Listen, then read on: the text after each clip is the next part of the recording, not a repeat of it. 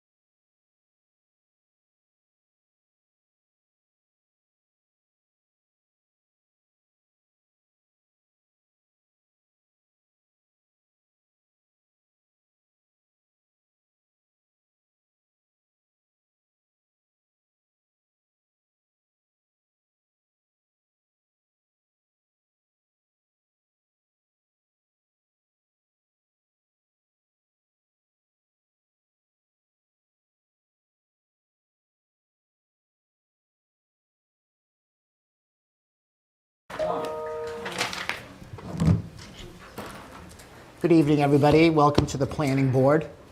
April Fools. It is April 1st, 2025. Welcome to this Tuesday edition of the Warrant Committee as we approach our annual town meeting. This evening on the agenda, we have we have the entire warrant on our agenda for discussion. And we are very fortunate to have Amy Dexter and Nick Milano here to discuss the warrant with us and go through some of the nuances and the important things I'm going to be asking town meeting to consider. So all that being said, Ms. Dexter and Mr. Milano, if you'd like to come up. Thank you very much for being here. Hello again. Thank you for having us. Our traditional crunch prior to our annual. So one thing I should do before you start speaking is I should probably have Karen call the roll. So Karen, if you're there, if you could call the attendance.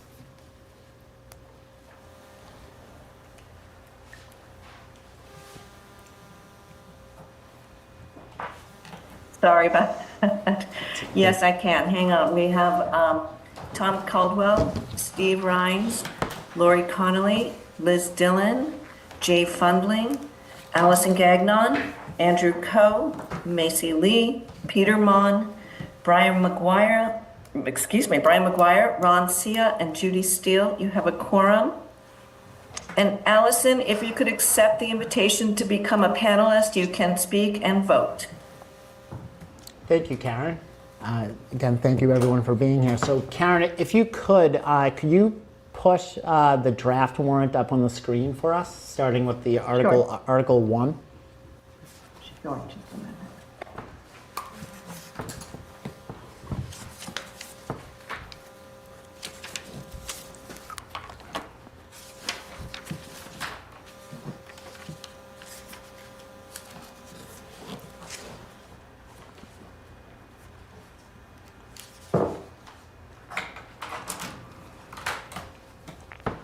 You see that? Yes.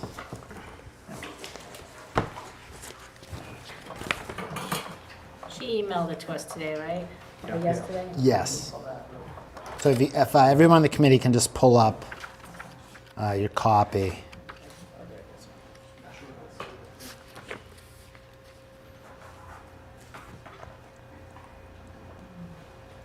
Is everybody ready? Okay. So, Mr. Milano, Dexter, the floor is yours. We have Article 1, which is a traditional article we have to act on the report of the town accountant and town officers and committees. Anything in terms of this one? Not much color commentary to add beyond what you see. This is where other boards and committees may request time at the town meeting of the moderator to update the town on work they've done. I think last year, the Fire Station Building Committee provided an update, as well as the Equity and Justice for All Committee. So it's just a mechanism for that to happen, as well as to accept the annual town report, which we are wrapping up this week and will have printed and mailed to town meeting members in April. Okay, thank you. Anybody have any questions? Okay. Mr. Chair, Sure. for some motions, for some of them, would it be appropriate to make motions and vote as we go?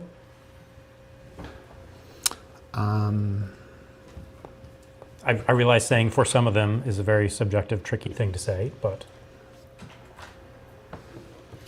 Well, I'm mindful of the speaker's time. okay. So why don't we just kind of go through as many. So if we could move, thank you though, Jay, very much. If you could move on to Article 2, and this has some significance in terms of this budget, if to appropriate money voted at the 2024 meeting to the reserve fund. So Yes, so this article is a recent addition to the warrant at the request of the school committee. So Select Board added this to the warrant at the request of the school committee to provide additional funding within fiscal 25 in light of some of the financial challenges the school department's been having this fiscal year.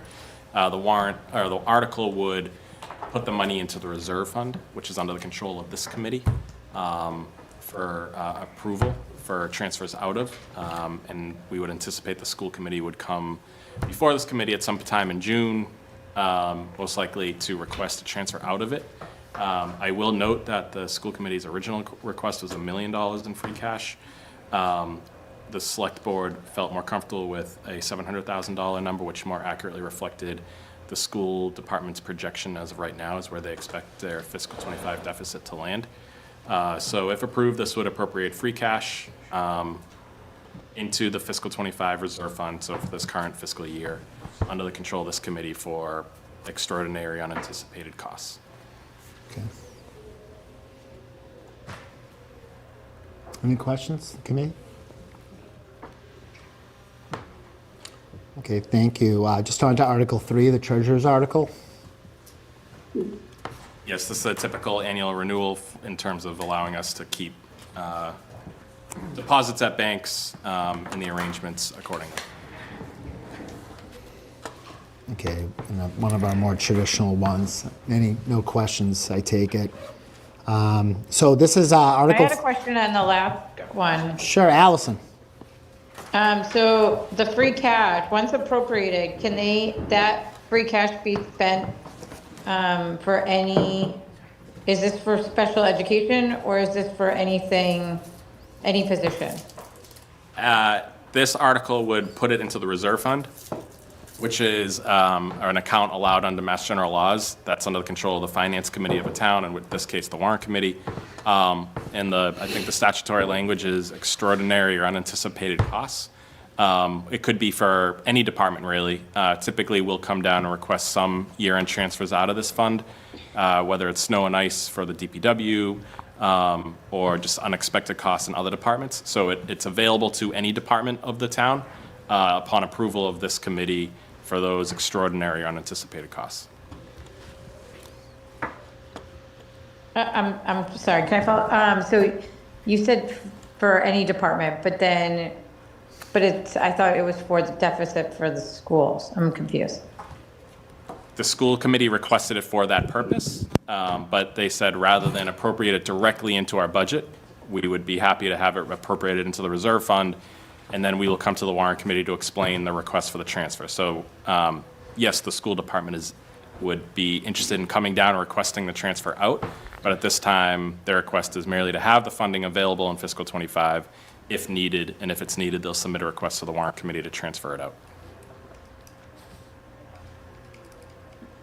I'm sorry, so they need the money but they're going to wait to request it out until June so that it doesn't hit their budget. Can you explain why that is a better way of handling it than requesting it so they have it in their budget now? I don't necessarily know exactly their full thinking. I think they're looking for, they're welcoming the transparency, the opportunity to make that request in front of another board. From my perspective, it also doesn't just deposit the money in their budget to be spent, whether needed or not. So I think this puts a little bit more control on it. And it just gives another layer of approval that they'll need before they can continue to spend this allocation or any allocation out of the reserve fund. Okay, so that makes more sense. But so if they needed positions or for any other, they would have to get the approval first before they can spend it, if I'm understanding, or once you take the money or request the money, is it at that time where they request it for the positions or whatever they may need it for?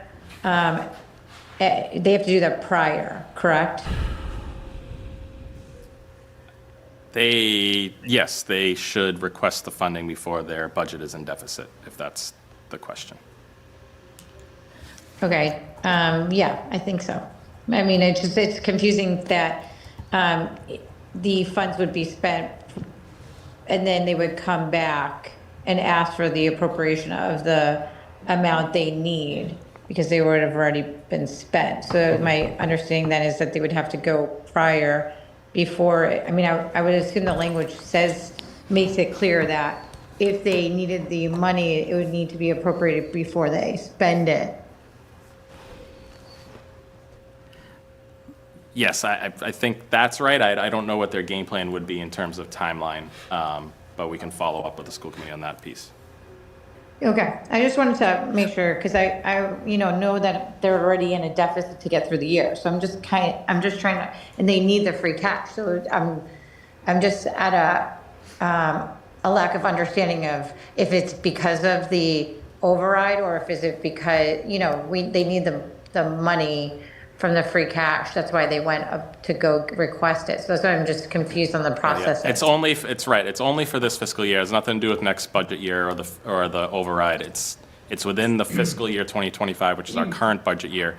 At June 30, if the money is unspent in this fund, it closes out to next year's free cash. And Allison, I think when they were going through and trying to determine what they could do to close that original $2.3 million deficit in FY '25, they, did the NEC program, they did a number of things. They were looking at other issues. They went to capital in order to get the money allocated for Chromebooks to get put in the operating budget. That was on this list. They had a $388,000 number that they thought they would get from, I think it's some sort of reimbursement from the state, which isn't like an extraordinary reimbursement that they could get. The number was $688,000 and change that they still potentially have a shortfall of. And this is Amy, if I could just add, I believe their numbers are projections at this point. The superintendent for business and finance has projected where she believes they will be at the end of the year. Therefore, this 700 or the 688 is an estimate at this point. That's how I understood You it mean, too. when would they need to do this by, though? Like, if they already know the amount? I'm just confused in the process, and I think I've listened to you before. It's like, I just don't understand why it's being done this way. Before July 1st. Well, if they get the 400, the 388 from the state, if there are 4 positions that leave between now and then, and they don't end up rehiring, there might be some savings. If something else triggers and there's savings, if the electric bill comes in less than it was, if any of the other costs that they incur are lower, or if they get additional offsets from the state, then I think the number could be different. So instead of just asking for 700 of free cash and putting it in the budget, they opted for the reserve account. So they weren't just taking it, and as Nick said, like putting it in their bank account so they could just use it. We're going to wait and see what happens. And if I could just add another thing. Legally, any department has until July 15th to get approval for a reserve fund transfer. And oftentimes, because it's extraordinary and unanticipated, there's no control over the spend, right? Like, they have to do it, it's extraordinary, it's unanticipated. So oftentimes, these requests do come to the warrant committee in their real numbers. They know what they are.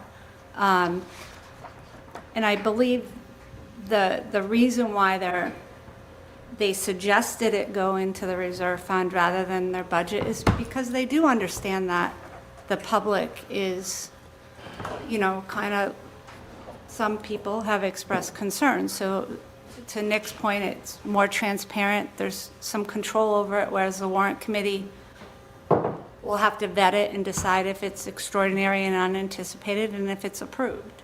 So it seems like the logical place to put it, as well as if you appropriate it to the departmental budget, it's part of their budget. This is not. So I think that was the other reason. Didn't they ask for more originally and it was reduced? They asked for $1 million, so this got reduced. So there's some gates they have to go through, right? There's an outstanding water bill we've been overcharged. That's still outstanding. Those positions, they're retiring, so that's attrition. They know they're going, but they're accounting for that because of their different states. They're where they got to recognize that for costs. That's going to happen. The other thing from the state reimbursement, they don't know what that is. So there's a lot of ifs. I mean, this is a vulnerable number because they don't know. right? There's nothing that says we're going to get reimbursed here, we're not going to get that. This is risk. So I think they're doing this because of optics, and they're going to stick it in there, and if it can roll back into the budget. That's what it feels like to me. There's a lot of ifs here. It's not a solid plan. As a taxpayer, I say that. Any follow-up? I have a question. Sure, Judy. Thank you. This, rounded off figure of 700 or whatever the exact figure will be, the only board committee that has to approve this transfer is the warrant committee? It doesn't go anywhere else other than the warrant committee? Correct. And we would do that, so we don't have to, we can do it any time and not necessarily in conjunction with the June town meeting? Correct. Thank you. Oh, one last. I think the other night when we went so late at night, I got confused at the end because I was really tired. Tom, if you can help me, I think you said somewhere there was 700 that was going to be amended to 0. Can anyone, that's not this, is that correct? So as part of the planning around the override, we had discussed establishing a special education reserve fund with $1 million in free cash. Because of this request from the school committee, while we propose in the warrant to establish the special education reserve fund, we don't propose to put any money into it. So that $1 million in free cash is essentially being held in abeyance because of potential needs for the school department budget in fiscal '25, 700,000 of which is here before us being appropriated. The balance will remain unappropriated free cash as we continue to monitor and see what happens. So to clarify for me, we're going to Recording in progress. to let that go through a town meeting, which will vote on the need to establish one of these special reserve funds, in this case to use for sped education Recording only. in progress. And that'll be there, and then in subsequent budgets for future years, then a certain amount of money will be appropriated in. It'll already be there. Right, the intention is to establish it, and then potentially in future years, if funding is available, to put money into that special education reserve fund to have as another resource in future budget years. That is, yes, the intention for now. Perfect. Thank you very much. Thank you, Judy. Anyone else comment to the article? Thank you for your questions. Okay, on to Article 4. It's our capital budget for bonded and non-bonded items. It's over 3 million. I'm 5 million, Nick. These seem pretty. Are there anything outstanding or Yes. unique? Yeah, Brian, of course. Have these already been ordered? No, none of, while department heads might have been talking to vendors, no orders are placed, no POs can be submitted until July 1. I mean, I know I did the library budget, and I didn't come up with, they didn't talk about a generator, but I kind of missed the process on this, because it's on a different budget, it's on the capital budget. But, I know I have questions, like there's two generators in here for like 675,000, and how necessary are they? I mean, I wouldn't think power goes out much around here. I know you You'd can't be answer that. surprised. So we have had routine issues with the library that Eversource is looking into. It's not necessarily a reason for it, but it's been a goal of the trustees all along was to, when the building was built, to have it serve as a place that could withstand outages to continue to provide services. It's a 20-year useful life, so it'll be borrowed over the duration of that. The Tucker School does not have a generator at all, so when they do lose power, school does have to close, unlike some of the other schools.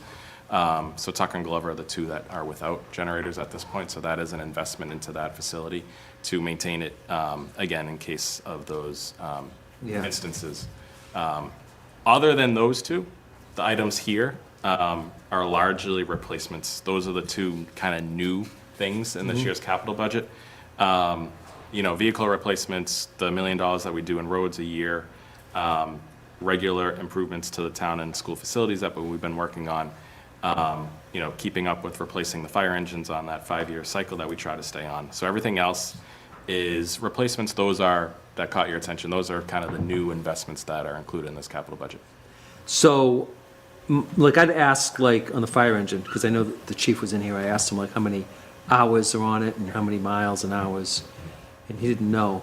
But, I don't know, are we replacing it because it needs to be replaced or because it hit a time? Does it, did somebody do an analysis? I know one of them got a new engine, so I don't know if it was this one, but if it was, I wouldn't want to replace it. But, Yes. is it in condition enough? Been analyzed by a mechanic that says this should be replaced? Yeah, the preferred life cycle is 15 years of active service, and then set it aside as the replacement engine. That has been our routine. We've been able to get onto that track. If we're not, we had a $35,000 repair this year. So once they get past that 12, 13, 14 year mark, that's when we start to see those much more expensive repairs based on the hours and the service that they see. We're asking for this now to get the funding lined up so the chief can order it. We don't expect it to arrive until 2029. So it's part of that kind of game plan as when do we want to take one out and roll this one in. Do we know how old that one is? 20 years is, I Yeah, it'll believe. be, by It's the time 20 it's- years now? No, it is 11 years now, and by the time it's replaced, it'll be a 15-year mark. Oh, I thought you said it was older. There's a replacement engine, that's the older one, Okay. I believe, right? Macy? I have a question about the administrative vehicles. There are 2 of them. What's the purpose for those 2 cars, and who will be driving them? So we have a number of quote-unquote administrative vehicles here at Town Hall for the building department, the health department, the Department of Public Works. So they're shared for those. The inspectors are out daily, and then the engineering department will be out on going to project sites. Those have a very long duration because they're minimally used. They're going around town. Our goal is just a couple electric vehicles there.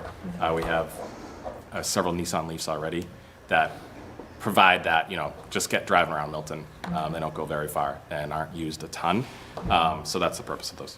And do you have 2 existing vehicles right now? Did you say 1? Yeah, they are all about 2013 or older. Okay. So we're just looking to replace 2 now. Okay. There's about 8 to 9 of them here at Town Hall that we're looking to slowly replace. It's not it's not that we have to replace all of them right now. We just want to get on a cycle of replacing those before they start getting too beyond their useful expectancy there.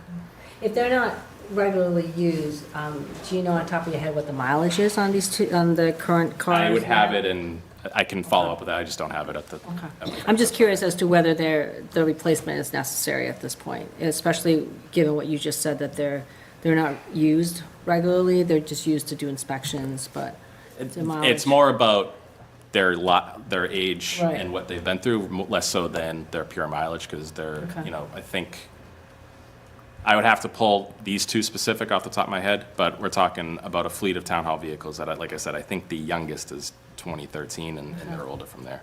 I think there's an 05 Taurus driving around back there, so. Yeah, I'm just curious, because mileage is, to me, a determining factor on the car. It could be a very old car, but it only has 10,000 miles on it, and it's really, No, the lead Yeah, it's mechanic not the has come age. to us and said, Okay. it's time to start looking at these administrative vehicles and replacing them. 'Cause they don't make it on the list usually, but they're getting to that point where we need to. thank you. Sure.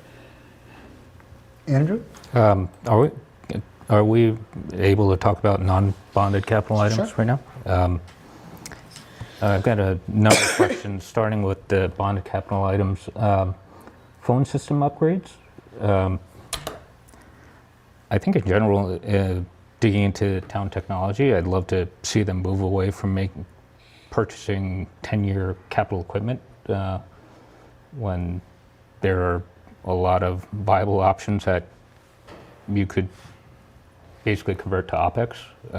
But the non-bonded capital items, question I had was the electric vehicle charging stations. Who uses them? Does the town have any electric vehicles? Yeah, so we have 3 here at Town Hall, and the Council on Aging has another one. And then with the administrative vehicles, we'd be looking to add 2 more. So we have 1 EV charging station on the side of the building. We're looking to add another pair closer to the chemical building. So the 4 vehicles, there are 4 town vehicles that are electric today? There are 4 correct today. Even the ones from 2003? No, so those are, so okay, I of was the gonna say they didn't administrative have vehicles, a couple of the electric ones were bought maybe 4 years ago, 3 or 4 years ago. And then the Council on Aging bought one, was able to acquire one last year. Sounds like there's a lot of cars. Sorry, I didn't mean to interrupt. No. I think with shorter local mileage, it makes sense to move to electric vehicles. The IT infrastructure upgrades and school technology, where do we see sort of the breakdown of what that, we're talking about Yep, I almost can, $500,000. Share the backup with you.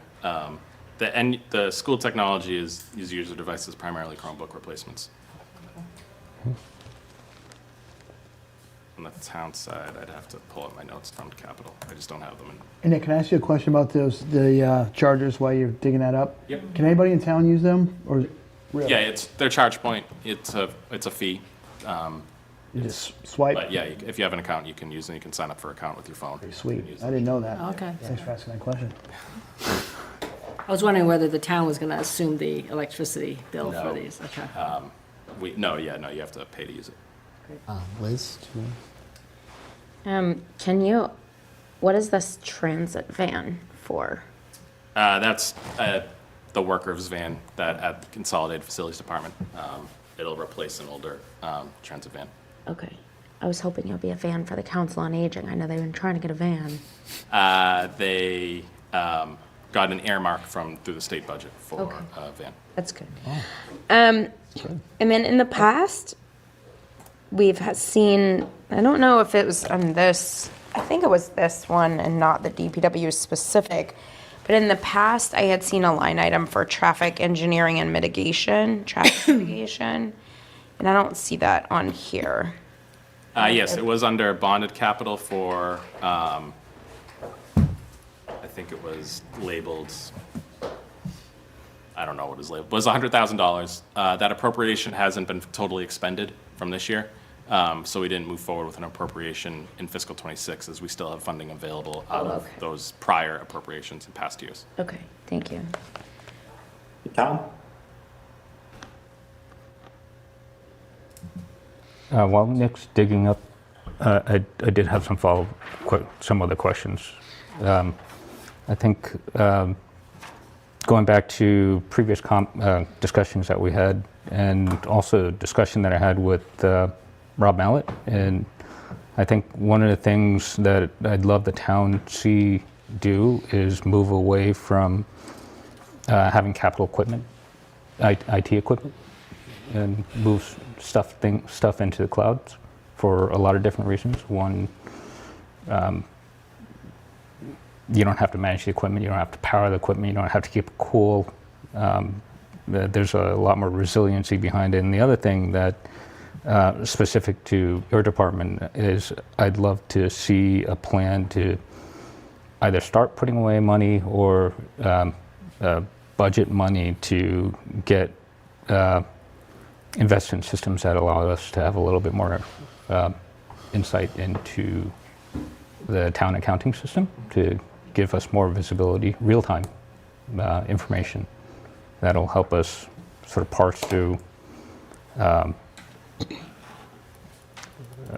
reduce the workload on Amy and Ms. Dexter, and also give us, each department, the information they need to be a little bit more efficient with their tax dollars. No, we agree. I know it's tough to do that now, but the longer you wait, the the more drawn out the pain is. No, we hear you on terms of our own technology. It's something we've been looking at. We've been working on some HRIS platforms that we can move to help out on the HR and payroll front, and then work more seamlessly in terms of, accounts payable and our general ledger software from there. In terms of the capital, so the phone system upgrades are for servers, and to move the phone upgrade is to move it totally into the cloud, away from a local system. Software upgrades are just, it's an account to enable us to invest in upgrades, Yep. Primarily Windows 11. The infrastructure upgrades is broad, but it's generally computers, servers, cameras is what will be paid out of that capital account. And on the server front, we've had those conversations. We should continue to have those, and we can loop in with Rob through this process going forward. I just had one question, Tom. Yeah, sure, Ron. Nick and Amy, thanks for coming. I just had a quick question on some of the vehicles. If we retire an existing vehicle that's operating, do we sell it, and where does the proceeds of the sale go? Generally, they're trades. They'll trade it into the vendor when we acquire a new one. That's generally the most seamless way to do it. The Department of Public Works does get authorization in their budget to sell old equipment separately if they don't feel the pricing is well enough, and then it's public procurement to dispose of old property. That it's just a public bid process to sell old equipment from there. Okay, I know a couple 14-year-olds who will be looking forward to seeing that fire truck on the auction block. Brian, I think. Yeah, so I did work for a trucking company for years, and we would never, retire anything without, you'd have to get a whole, analysis on what you were getting rid of, how many miles on it, how many hours on it, how old it was, and maybe some mechanic that said, this thing should get retired in the next year or something. And we did keep trucks. We had nothing below 200,000 miles, but we were able to get 300,000, 400,000, 500,000 miles off a lot of equipment. These were running every day. So, I don't feel like on some of this we have enough information on what the year or mileage or anything to see if you should replace it. I just question it. And the fire truck sticks out. It's $1 million. But here it's saying 20 years. I don't know. I don't know how many hours are on the current one. What's the projected time it's going to be at? Only 15 years. Doesn't seem like it's that old, but I don't really know. I mean, maybe somebody does better analysis on it, but I would just. Can I just? Yeah. So just for, not sure everyone's aware, but there's a capital improvement planning committee that has a representative from the Warrant Committee, which is Lori, a representative from Select Board, Planning Board, Library, DPW, no, consolidated. Consolidated Facilities, the School Committee, 2 at-large members of the community. So there's 9 voting members. We've met all fall. We have a lot of documentation that has come in from department heads with their capital requests. We've vetted it. We've talked to the department heads, gone through everything. Nick's been at all the meetings.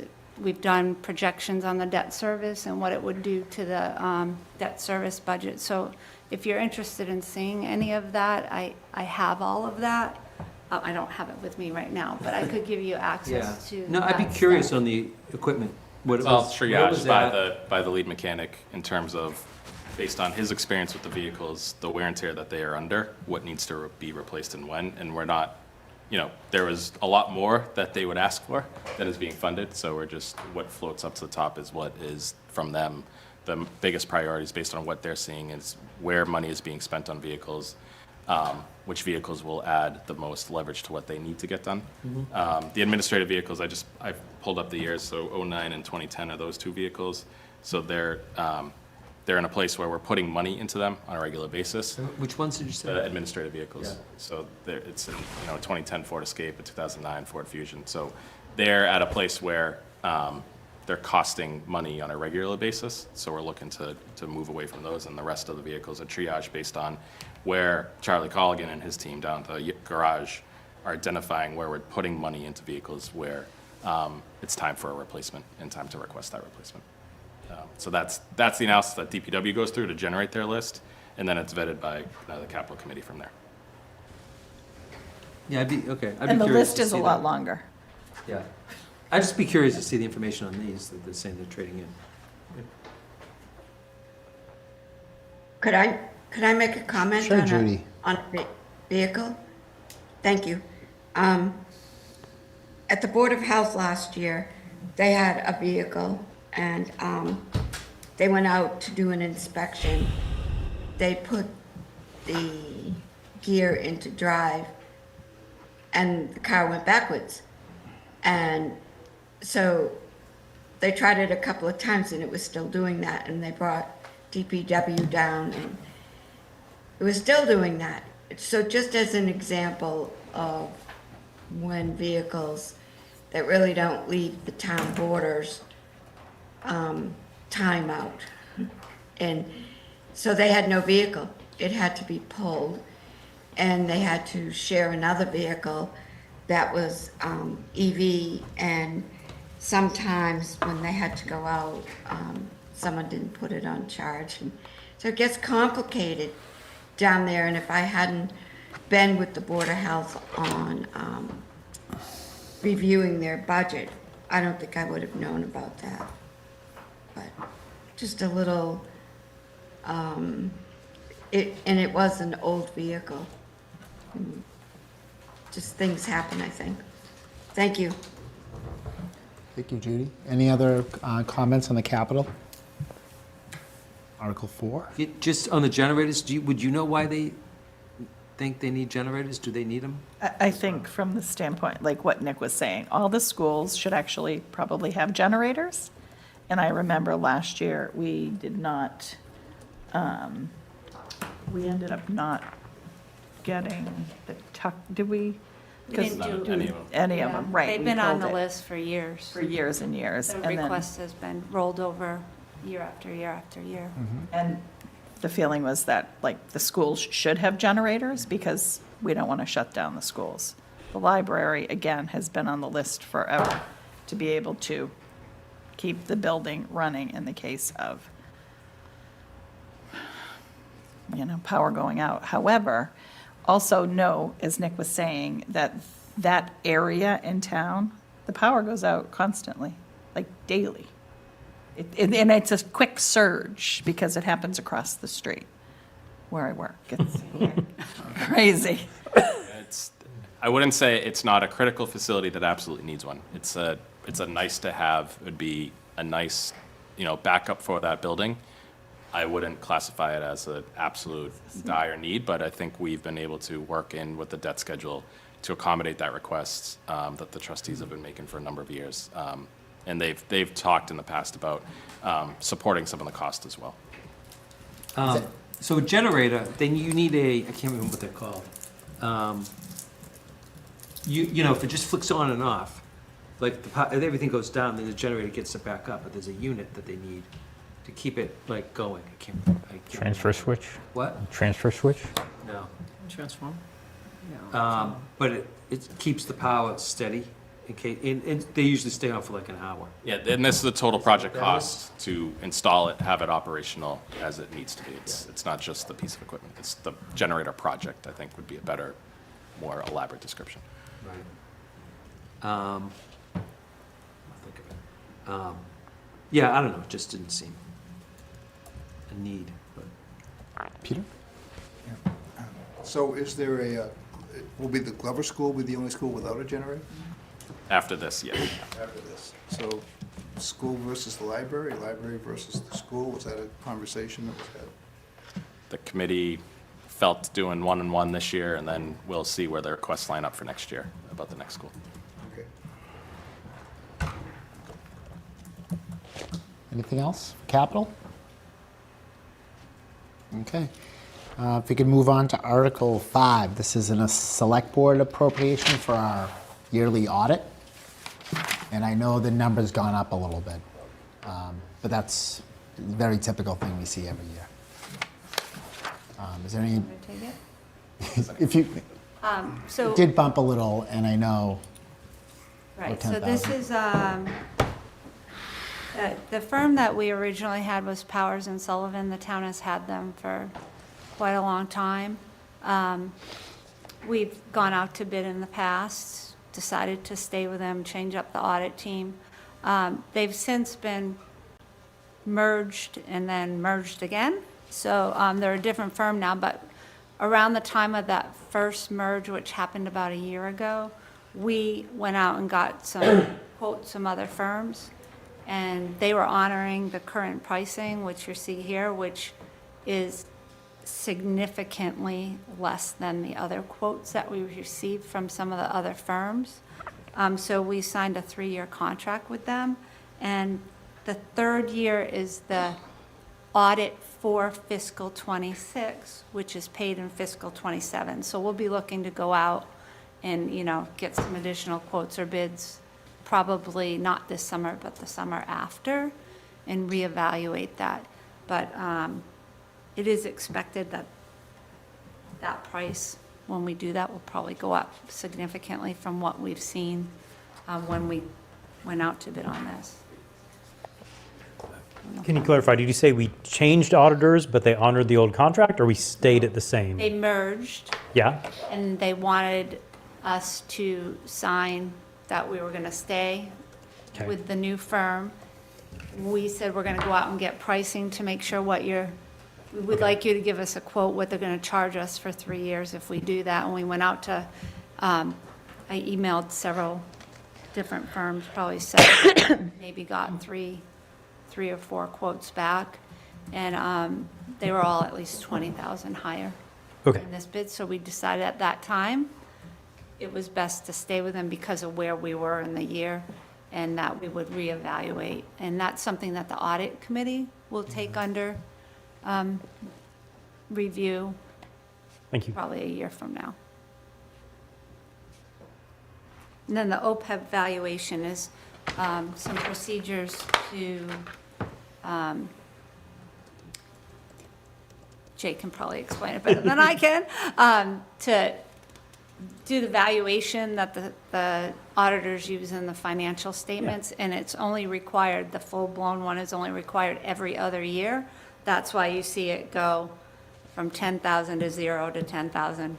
And we use a firm called Odyssey, and they've pretty much kept their pricing pretty steady, and we've been happy with the service from them. So next year, that'll be 0, and then it will pop up again in 28.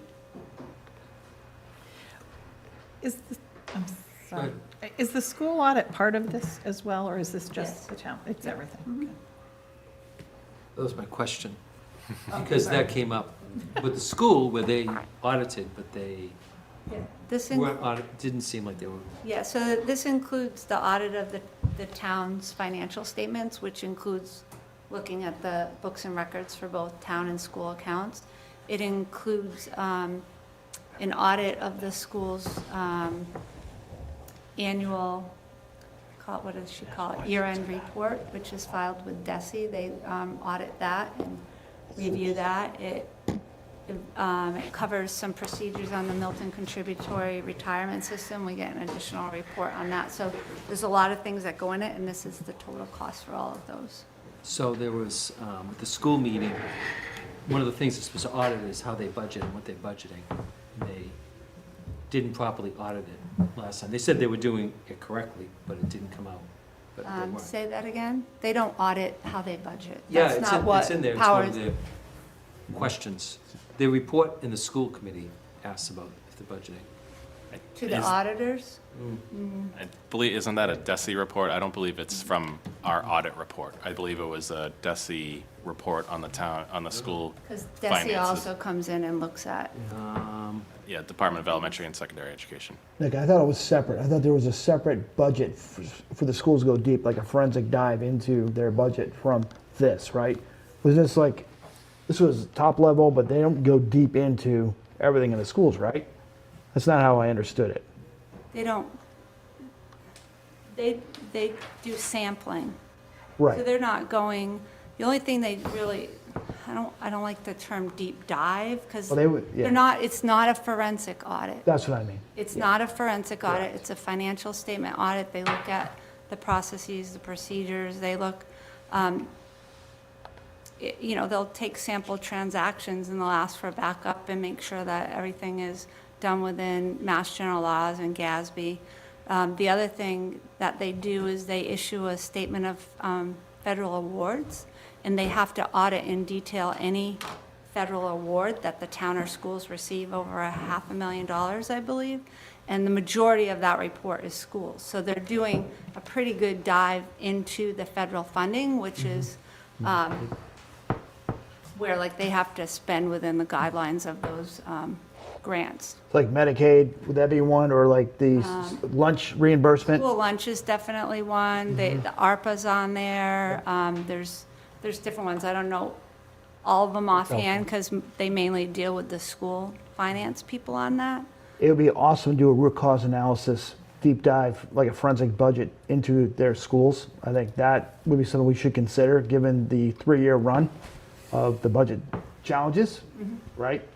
What's triggering these things? How can we fix it so that we don't repeat that as we move forward?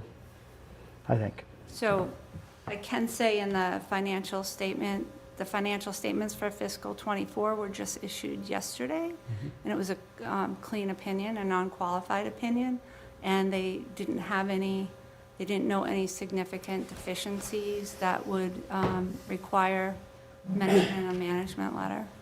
Nice. I think the difference is that they're doing a financial, not an operational audit. Right. And because I had spoken to one of the former chairs of the audit committee and had that conversation, and I think an operational audit would have uncovered problems in the budgetary processes. Financial entries are being reported correctly. It's just that there are some other deficiencies in the process. I mean, the question was, ascertain if the financial information was prepared in accordance with the budgetary basis of accounting. Example, modified accrual plus current year encumbrances minus expenditures of prior year encumbrances. And That's the method of recording the accounting treatment. That's not the method of how they develop the budget. They're not looking at, okay, schools, what do you do to develop and prepare your budget? That's not what that means. That means they're looking at how we've recorded the transactions and where we've recorded them, and if we've recorded them within Mass General laws and governmental accounting standards and those type of things.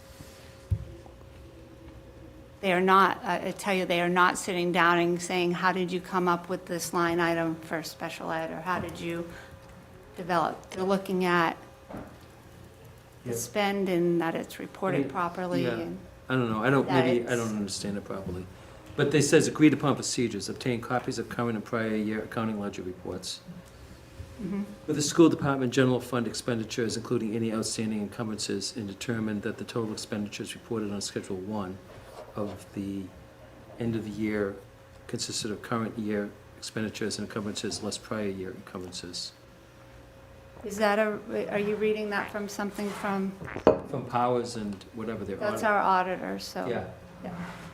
That's what they do. They're looking at the transactions. But that was in relation to the budget. Maybe, Well, they're looking, I think one way to look at it is, they're looking that transactions are done in accordance with the law. If the school department has hired more people than they have a budget for, that's not necessarily something the auditors are gonna Oh, I look for get as that. long as, so I think maybe that's where we're talking past things. So it's a little bit of a different set of analyses that are being done. and because they do, they do sampling, if they were to pick a transaction and ask for the backup and look to make sure it had the proper approvals of, the business manager or the school committee or the select board or whatever, and they found inconsistencies, they would enlarge their sample and do more to see if it was like, you know, a one-off issue, or if we weren't following, you know, the proper procedures. Those are the things that they're looking at, and they do look to make sure that we're spending, like, when they're auditing the grants, that we're not spending that grant money on something that's not allowable under that grant.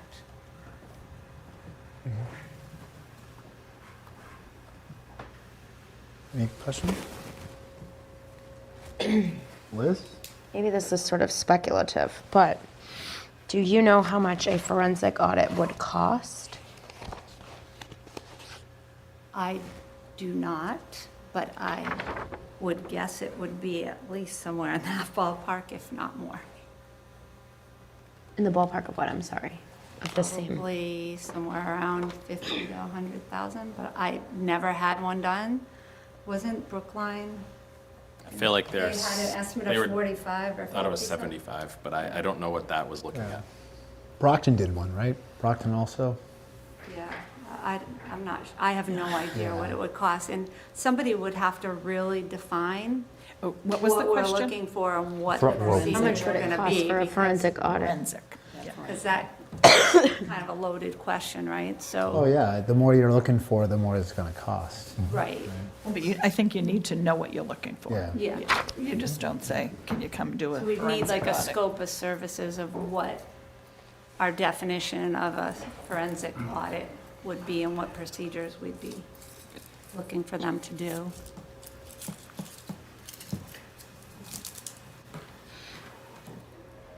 Everyone? Anyone? Okay, can we move on to Article 6? It's a non-contingent recommendations for unforeseen cost items in departmental budgets. This is set aside for collective bargaining, so as we are entering into a fiscal year with that, collective bargaining contracts will expire on June 30th of 2025. We do not have signed contracts with any of the town unions, so we set aside money in line with past contracts that would fund awards if and when they are agreed upon by the town and the unions. So our experience is sometimes these take even longer than a year, so we could spend $0 out of this in fiscal '26. We could spend all of it out of fiscal '26. It really just depends on the progress we're able to make and both parties working towards an agreement.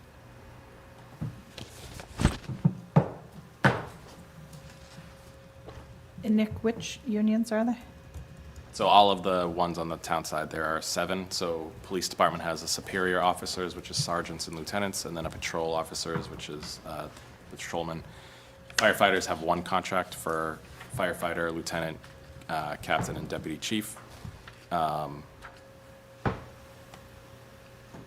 DPW, I'm sorry, there's a DPW, we call it DPW, but it's DPW Parks and Consolidated Facilities and Cemetery Employees.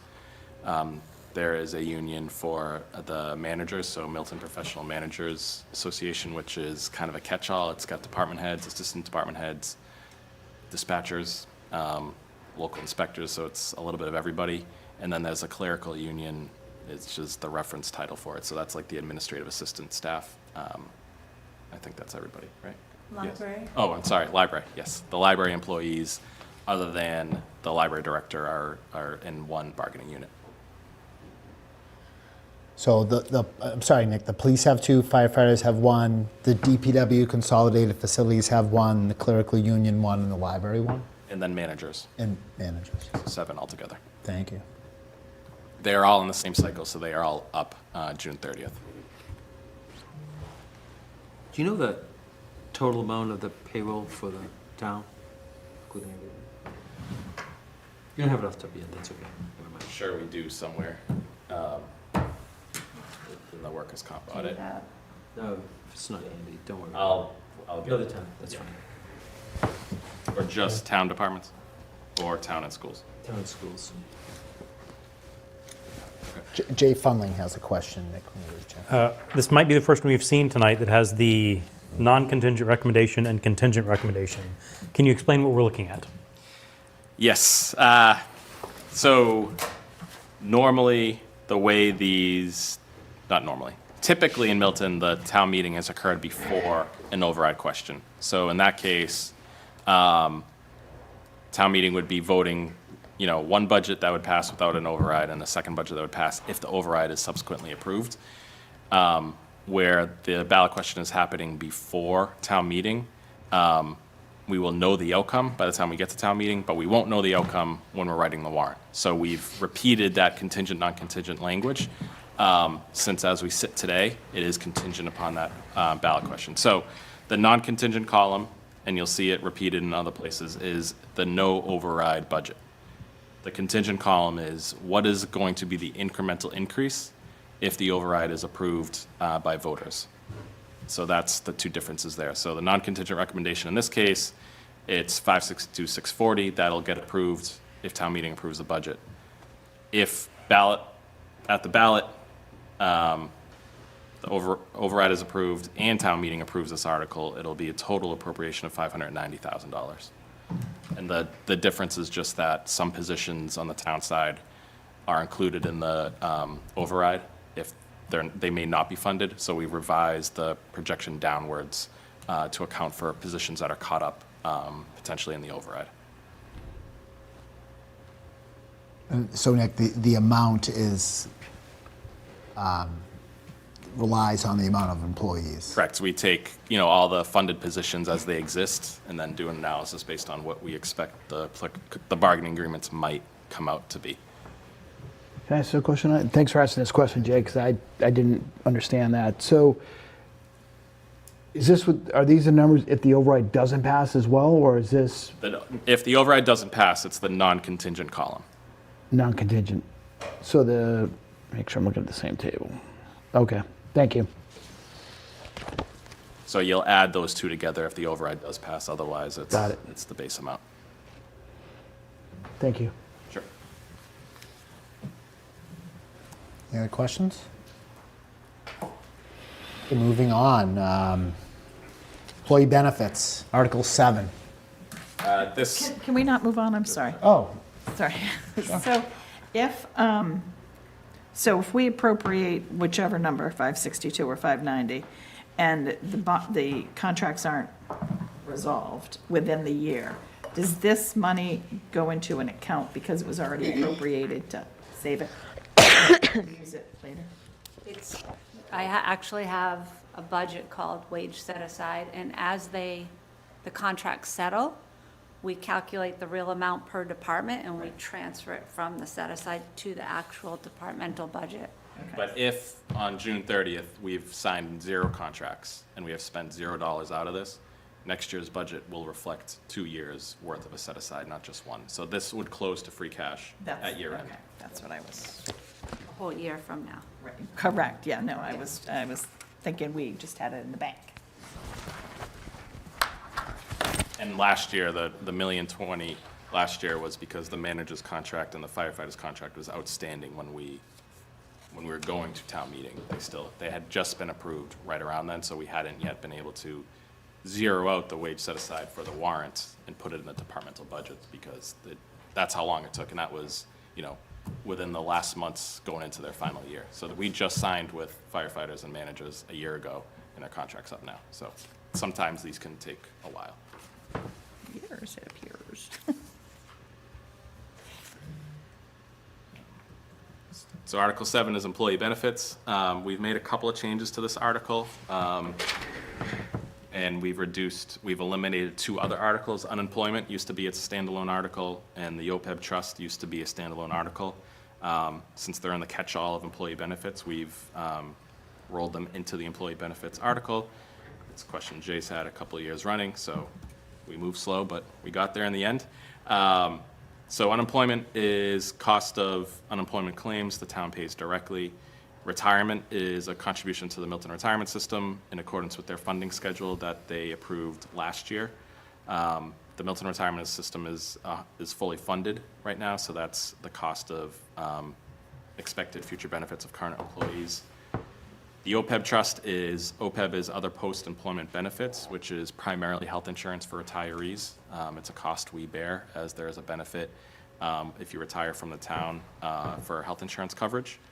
So we're paying into a trust to build up that trust to hopefully in the future be able to pay for those costs directly from the trust.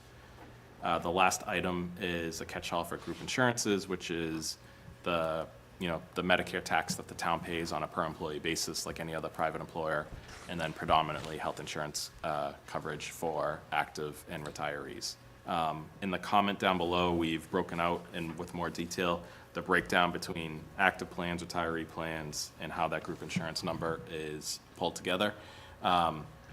We've also put in a little table that shows what's driving that cost increase this year, as it's a significant increase, and the headline there is both an increased census and higher enrollment, and also a 14% premium increase that we are currently budgeting for the plans to go up by.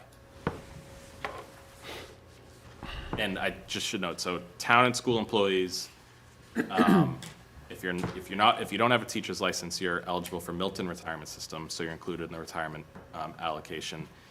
And then health insurance is covered by the town for, again, active employees.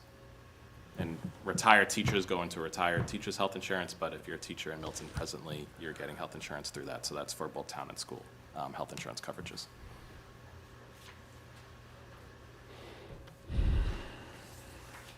So, this might be the only one, or is one of the few that will be higher if the override fails and lower if the override passes, presumably because if the override fails, we're going to be laying people off, we'll be paying unemployment benefits. Correct. Okay. So it looks like you're assuming if the override fails, that alone will be 115,000 of unemployment benefits? I mean, that's what you got here. I think this is I would say the one place in the budget where I have stress over, because we don't really know. And that ties out to health insurance. We would eliminate some positions on the town side. The school will certainly eliminate positions on the school side if the override fails.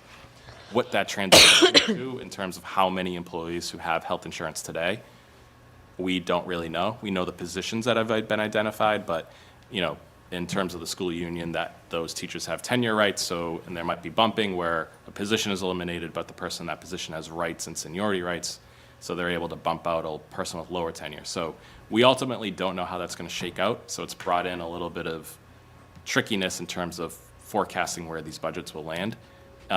We don't know how many of those employees, if there are layoffs, who will get hired and how quickly will they get hired, and that'll affect the unemployment appropriation. So my perspective is we're looking at it almost as they're a combined resource, because health insurance presumably will be less if the override does fail. How much less?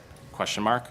Could unemployment be more if the override is not approved? Yes. How much more? It's kind of a question mark. So I don't have a good answer for it, but we've kept group insurance level, assuming same enrollment in both cases, just because we don't know how that will shake out. And if it is younger employees who ultimately are without positions in Milton, they're more likely to be either not on a plan at all or more likely to have individual plans rather than the more expensive family plan. So again, that's another factor that has played into our thinking a bit. Okay, you got ahead of me. I didn't ask about group insurance, but that's okay. Well, because it ties to the unemployment piece. I guess the unemployment, I was thinking, so it seems to say that due to the layoffs, 66 in the schools and some number in the town would be 115,000 in unemployment, but in the average year we pay 100,000 unemployment. Do we involuntarily terminate 66 people a year in this town? No, that's a much lower number, and those are generally longer lasting claims than those we might anticipate in a case like this. Okay, so you're saying that, I'll call them teacher layoffs. I know that's oversimplification. If they get a job tomorrow teaching somewhere else, we're not going to be paying much unemployment. Correct. Okay. All right, thank you. I apologize. I don't think I understand. Why is health going up so much?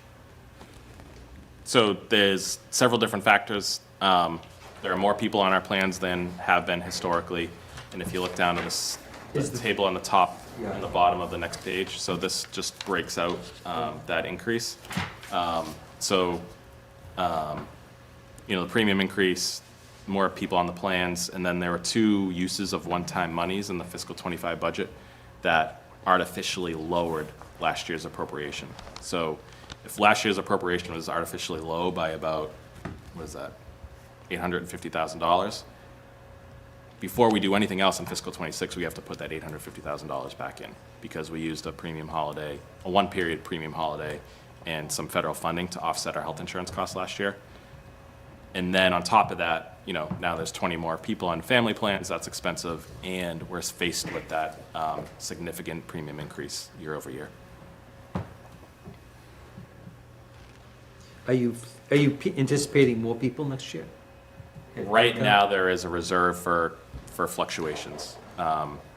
We have an attractive plan, so in a case where health insurance costs are rising for everybody, private employers might have more ability to change their plan design than a public employer does, so our plans might become more attractive for folks who have the option of a private or a public plan. So we have a reserve for potential additional enrollments. So you do think there's going to be more? It's because if you take out the 850, it's a 16% jump. It's higher. Seems like a lot. No, it is because it's that there are more people on the plans in the first place. We account for additional people potentially coming on, and lastly, the premium was that 14%. So that's driving the bulk of it. So can you tell us, I know we talked a month or 2 ago about what the consultants were recommending. I think that time they were recommending 14 or 13, and maybe you hoped that they would come in lower. Where do the consultants end up right now? They haven't moved off the 14%. We have the February, at that time, we didn't have the February claims data in. That's in now. We're awaiting March claims data before we make a final decision. Our open enrollment for employees to change plans is May 1st, so we do need to make a decision by open enrollment before the town meeting. So right now, it's still at that 14%. We're hopeful that the February claims data is going to be better than it was. And some of the problematic claims for us this year have been on one plan, and then all of a sudden, in January, February, the other plan started to get more in the red than we had seen all year long. So it's not been, more information hasn't necessarily been better information, unfortunately. Okay, thank you. Would you know how many part-timers are getting health? On the town side, I don't think there are many. I'd have to double check. I don't know on the school side in terms of, they're eligible once they're over 20 hours on a regular basis. We have a few 30-hour positions, but mostly, we try to keep it at 19 or full-time. Did I imagine it, or did you say you were looking into potentially high deductible plans also? No, we would have to collectively bargain any changes to the health plans. Okay. That's not something that the town offers currently, but that's much more normal in the private sector. We have a deductible plan right now. It's $400 for an individual, $800 for a family. So you can get an FSA, but it doesn't qualify for like an HSA in terms of a true high deductible plan. So I imagined it then. Or have we probably discussed it in the sense okay. that that's something that we don't offer that Okay. people in the private market are more used to. Okay.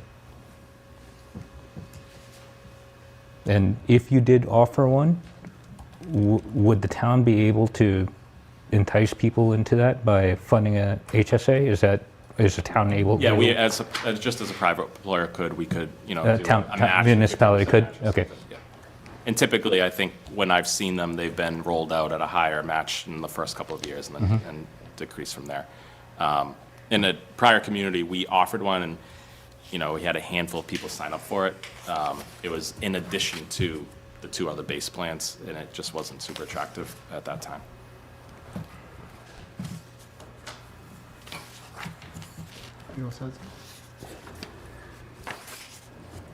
Anyone have anything else as to Article 7? You good? Nick, on to Article 9. Yes, this is our personnel. There's no Article 8 in the warrant. What do I, did I skip? What do I have? It's like think I- no 13th floor in a building. Mine's an 8. No Okay, we fixed, all article. right. In the prior version, I do believe it went from It's the 7 to 9. personnel, yeah, We personnel is finally 8. caught that. So this is the personnel bylaw to list the positions, their classifications. By and large, this is tied to collective bargaining agreements. And under Mass General laws, you have to have a personnel plan. So we take the grades that these positions are, and their unions represent that on here. There are few non-union employees. They're captured in the unclassified batch towards the end. And then there are a couple others, like the Director of Public Works and the Library Director, I think the other two who show up within their departments. But by and large, this is showing the positions in their grades. And then at the end is similar to the collective bargaining set aside, we have a set aside for non-union employees and their salaries that's appropriated on a regular basis, or an annual basis, I should say.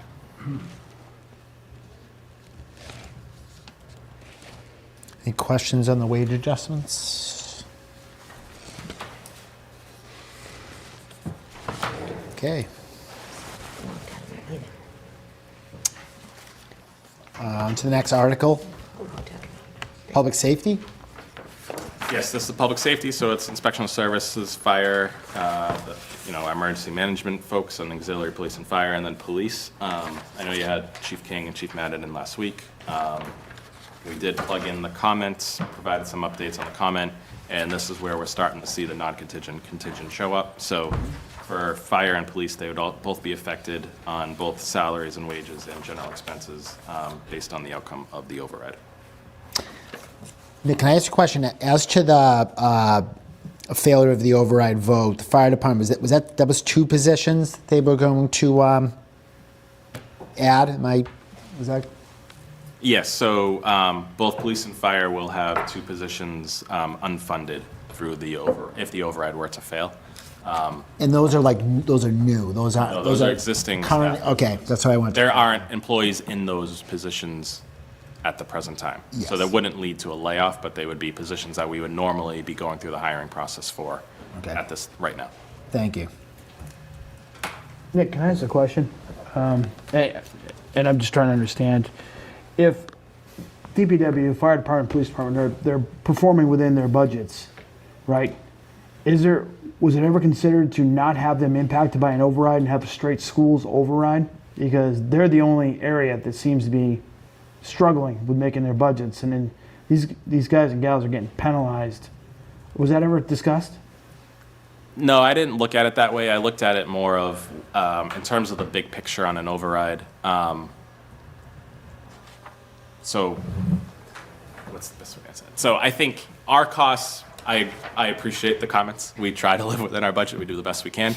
Our costs are also outpacing Proposition 2.5. Like the town departments this year are going up, I think it's 4.7% if all their level service requests are made. So that outpaces the Prop 2.5% increase year over year.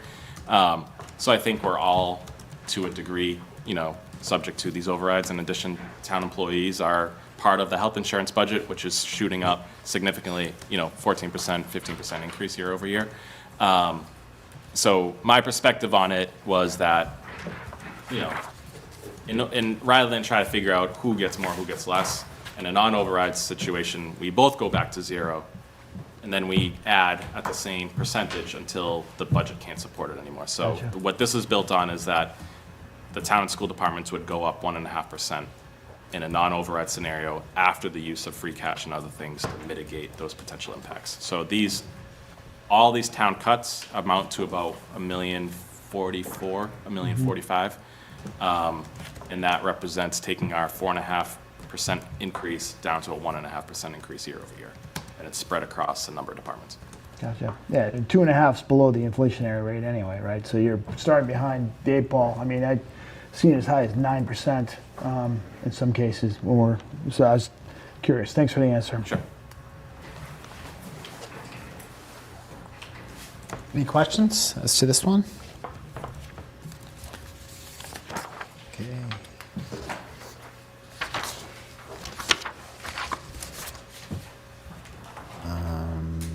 Next article, general government. I have a question. Too late. Sure, Lori. It is. I'm going to see if I can get to 10. The building commissioner, Yes, is that position in? that position is vacant but funded. We are hoping to re-advertise that in a week or two after a couple of things occur. Okay. If anybody knows the building commissioner wants to come to Milton, we are in need. Please come our way. Yeah. Yeah, Nick, just as to these, and any member of the committee, if you want to chime up, is anything particular about these that we should focus on? In going general forward? government, most, level service budgets across the board, obviously with all the town departments, the override impacts are, information technology. We dialed back his software budget for an infrastructure budget by $20,000. In the select board budget, the select board salaries and wages line includes the town planner and the assistant planner, as well as the HR director. We would leave the town planner position vacant for the year. So that's that $104,000 in savings there. The $4,500 in select board budget reduction is due to the Wildcat Den, which is the youth center that we would not reopen if the override were to fail. And then we would propose reducing the veterans benefits to bring that more in line with the historical spend out of that account. Although the former director, Kevin Cook, has been using that funding to engage in new initiatives as of late, but that is a reduction in veterans benefits. Otherwise, the budgets are pretty level. The election and registration budget, as you'll see, that's our elections budget. We only expect one election next year. So it's a significant drop off from our current year where we had the state primary and the presidential election. So that was higher in fiscal '25. Does anybody have any questions just regarding general government? Any member of the general government subcommittee want to chime in? You please do. And if just to reiterate anything about the potential cuts if the override fails. Ever think about having the select board work for free? It's up to the voters in the town meeting. Ask him. I am not going to ask my boss to. I wouldn't ask him either. I'm just curious. I mean, it's. I don't know what conversations that have been had in town. I think it's pretty typical for there to be a nominal stipend for that position. Nick, Jay. Sorry, I'm just noticing town reports is blank. Is that blank every year? Is that a mistake? It's been rolled into the select board. Yes. That has been absorbed into the select board budget as we manage the town report. Okay. We didn't think it was necessary to have a separate budget for it. I can't seem to find the salaries for the Warrant Committee on this. No, I was just say, It's a different article, but it's still not Zero. much. Shadow budget.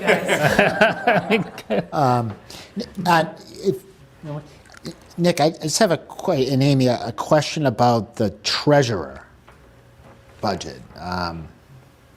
Does it increase? Or am I? No? Yeah, there's a, Yeah, is there a different? Employees moving around. Yeah, that's what I had a question. $53,000 wage increase. I don't know if it was like additional administrative help or anything, or if you know. I'd have to double check that, but we've been moving positions between the accounting and treasurer's office the last couple of years. Okay. So it may be the final remnants of putting the correct salaries in the right places. A bunch of her money did come out of her general expense budget into salary and wages to take a existing benefits eligible part-time position up to full-time. So there was a 30-hour position that is getting added hours. Would that be like 37 and a half to full-time? And that would include? No, I'm sorry, it's additional hours for a part-time employee from within the existing general expense allocation. And that was up, like he or she is now 30 hours now? No, that's would be in the new fiscal year if it's approved. Okay. Yes. The salary increase is mainly due to Oh, and then Amy also points out that it's not the payroll. there was a position. salary adjustment. So there's two things. So there was hours being added to the part-time staff, or in a small, there's a 10-hour position in the treasurer's office that we're looking to potentially add hours to within her budget. Okay. So that's one nominal change. And then when we hired the treasurer, the salary came in higher than the elected treasurer had been in order to attract and retain that position. So that position's fully funded through this account now, which had been not the case in the prior year when we set the budget last year. And so the treasurer, it's all coming out of that one bucket. Okay. Thank you. Where did? Mr. Chair. Sorry. No, you had something serious to say. It was budgeted at a lower number, and it was in the set aside. Oh, okay. I was just remembering that, Mr. Chair, Yes, sure. just remembering we were discussing if we should move from a elected treasurer to a appointed treasurer. I believe it was Member Steele who pointed out that appointed treasurers tend to get paid more, and that was a consideration. And I would like to congratulate Member Steele on accurately predicting that. Thank you, Member Steele, and thank you, Jay. We had a good conversation a couple of years back about treasurer. Thank you for the mention. Doing a phenomenal job. Just look at our interest income. The the warrant committee has taken note She's worth that. of the increase. Worth that increase in the salary. Yes. Question about that. Oh. Thanks for bringing that up. Sorry. I said to Dick, I make these comments and then it spirals. Like, I think they're innocent and. Well, they are, kind of. But is she? I think at the time when there was no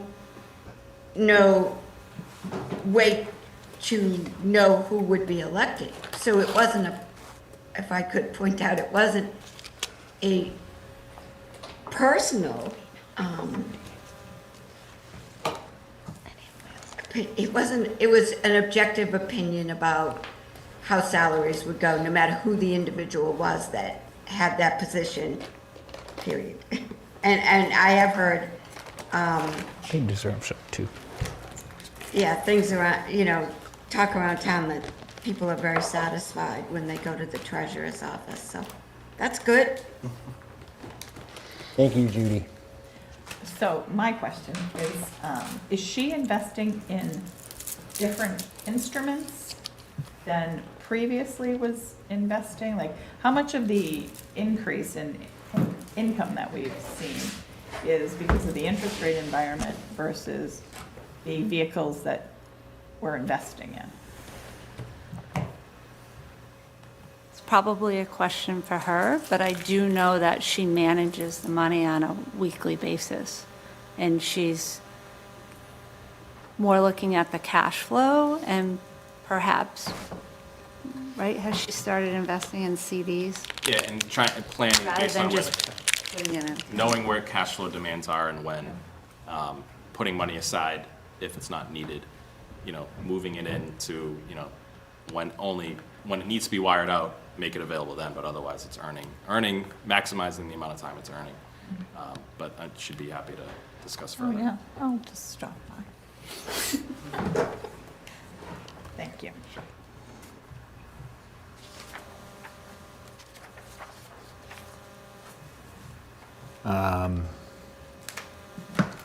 All right. I don't have any other questions. It's tough for the planning board, though. No planner? Yeah, it's a vacant position that has significant savings if it's vacant. And we are, between myself and Nick Connors, the assistant town administrator, jumping on to things to pull them off the assistant planner's plate so that she's able to focus her energies on the planning board and we're able to pull some of the more extraneous boards and committees off. But between the town planner and the assistant planner, and when Tim and Josh were there, and when Tim and Cheyenne overlapped, they support a number of boards and committees, so our ability to support those will be affected for sure, and maintain a little bit of, having free nights every once in a while. So where we're going to spread that a little bit, but it will have an impact. We've advertised the position a few different times and haven't been able to attract kind of the town planner caliber where things stand presently. Hopefully, you know, if the override is approved, we can repost the position and get somebody in there. But for now, we haven't been able to bring that person on board. Sure. Thank you. Next article. Operational budget, boards and committees. Yes, so again, not much change year over year. These are a few boards and committees that have budgets appropriated to themselves. I just will note that Council on Aging is one of them. If the override were to fail, the $15,000 would be a reduction in their supplies budget, which would push their expenses into their grant funds or gift funds.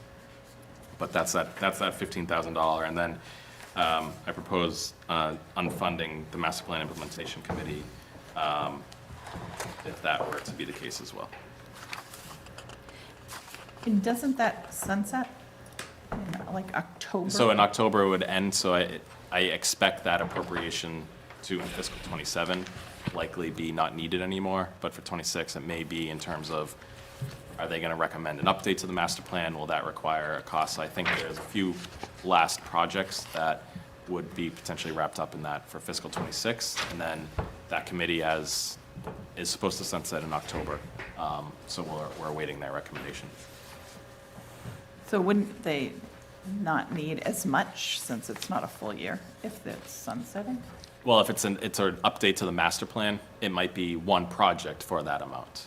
It Got just you. kind of depends on what their recommendation is. Got you. Yeah, Liz, please. With respect to the bylaw review committee, so it looks like it was 0 in 2024 and then appropriated 5,730 in 2025, and then it's back to 0. My understanding is that they haven't met in a few years. What is this $5,730? They had requested it last year. It was appropriated last year. For and what? For administrative assistance. Oh. For their committee. Okay. So if they come forward with a need, we'll work with them to support it within the other town appropriations. But for right now, I haven't recommended including a dedicated amount for them. So I see like the appropriation and then there's no like the for actual for 2025. They haven't used it year to date. They didn't use it in the prior year. I believe it was appropriate in fiscal '24 as well, just the spend was 0. Okay.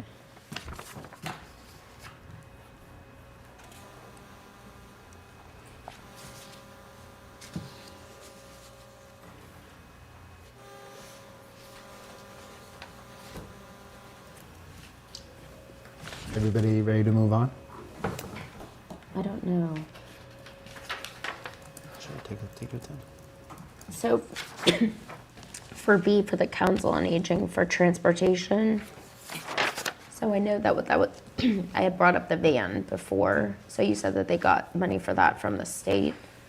Yes, Senator Timilty had secured an earmark of $70,000 for a wheelchair accessible minivan. So what is this transportation then expense? This is their line item for transportation costs throughout their operating year. So- Yeah, so they have employees, one of whom is covered under salaries and wages.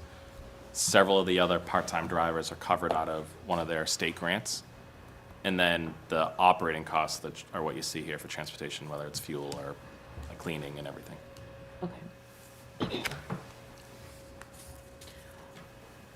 Do all the other departments, I'm trying to remember, have like fuel for their cars? It's all under there. Correct. Do they, but we didn't. No, sorry, it's centrally budgeted, right? Fuel and oil. And then charged back to the departments. It is based on their usage. They have like keys that go in the pumps, so it is charged off to the departments, but we don't break it out. It's not to break it up, but Articles. each department has a line within their budget for it. And it's charged off by DPW. And how come this one is different? And you will see this, and I should have said this at the outset, that we have tried to make this warrant more similar throughout.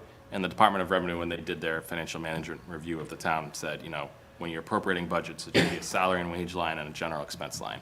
So we've tried to consolidate those, but there have been times in Milton where folks have wanted certain line items broken out separately because it's an issue that they want to see clearly funded. And this is one of those where transportation is something that has been historically a separate line, although it could easily be rolled into the general expenses line.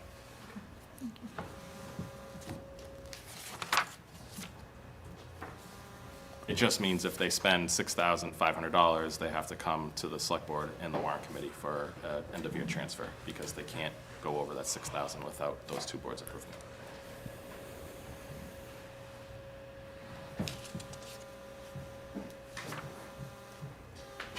Ready to move on?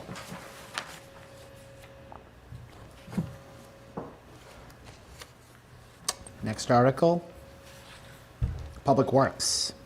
Yes, and I know Marina was here. This is their budget, and I believe she discussed the impacts to her budget if the override were to fail. And I didn't, just so the committees know, this is just the 2024 annual town meeting comment. We didn't make any changes to that. I added a few bullets on the reductions if the override is not approved, but otherwise, that's just the message from last year in case anybody's working on that one.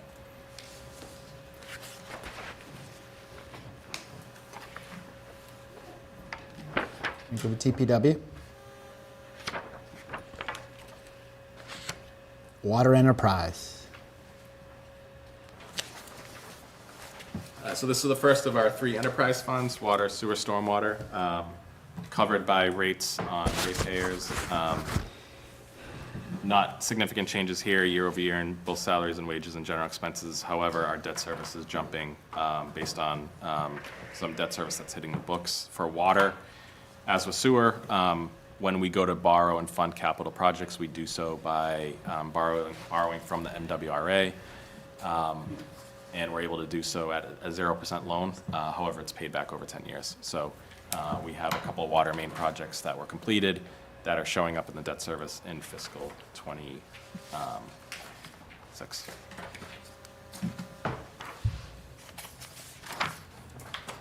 Nick, were those like pipe replacements in the town on Adams Street? Was that that project? Yeah, there are a few recently completed. One down in the area of Thompson.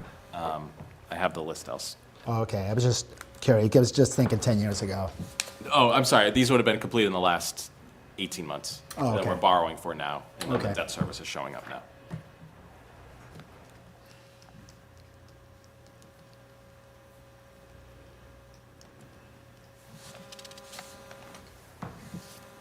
And Nick, everything that's borrowed from the MWIA program is a 10-year max? 10-year payback, but 0% interest. And depending on the year, some of the offering may be grants as well. So they may offer some grant funding. But for the most part on the water side, I believe it's partial grant, partial loan.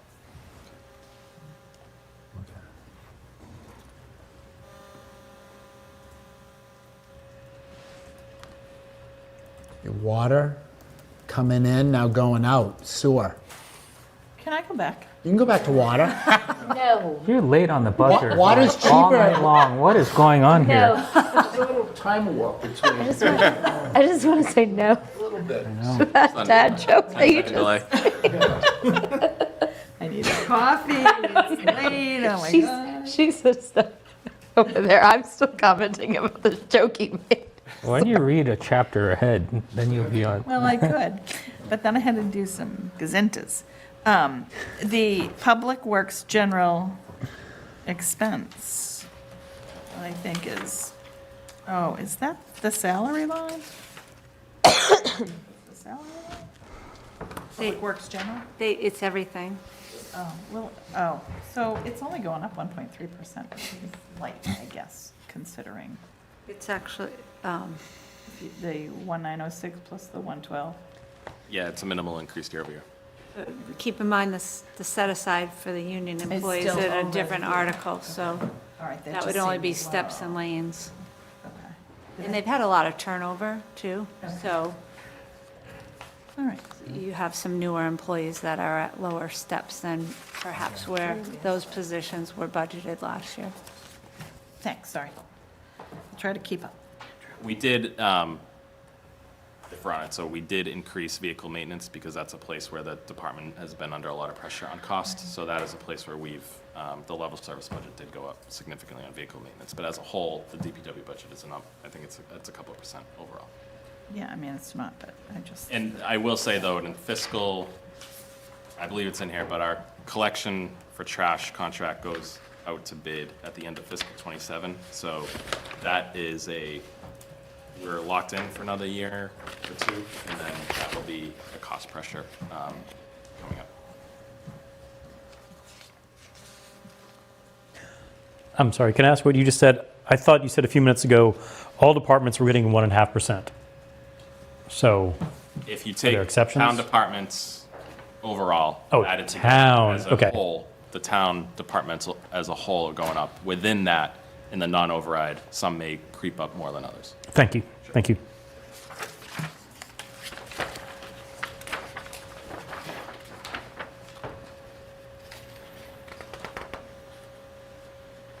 Very good.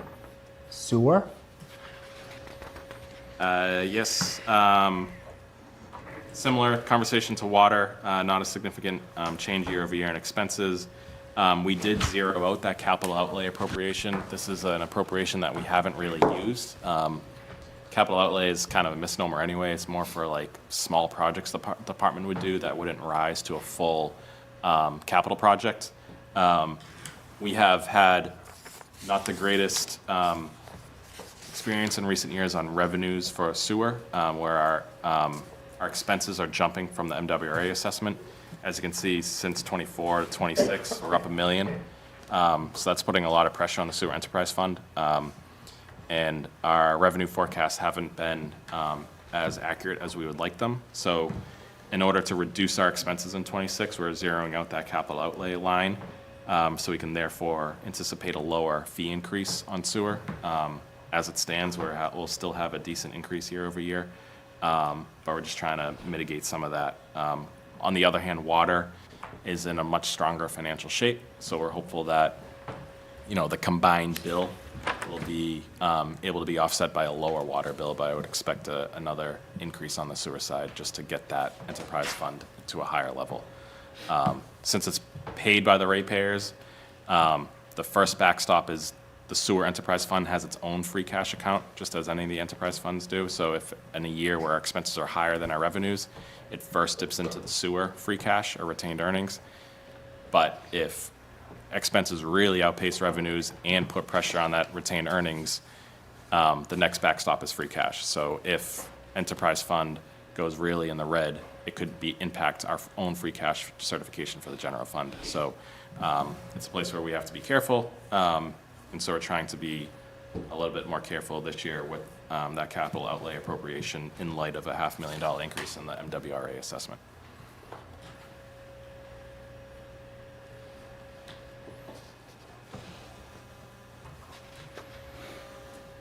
You know where salaries are going up? 10%, is that a step? It would have been absorbed just with the union contract going up and then steps in grades going up. There wouldn't have been there's no personnel being added.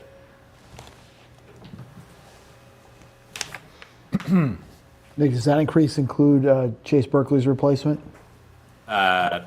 Yes, I mean, her position is funded through the DPW, and a portion of her salary, as with any DPW employee, is allocated among these enterprise funds.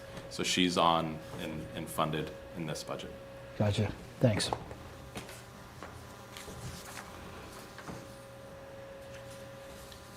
You good with sewer, everyone?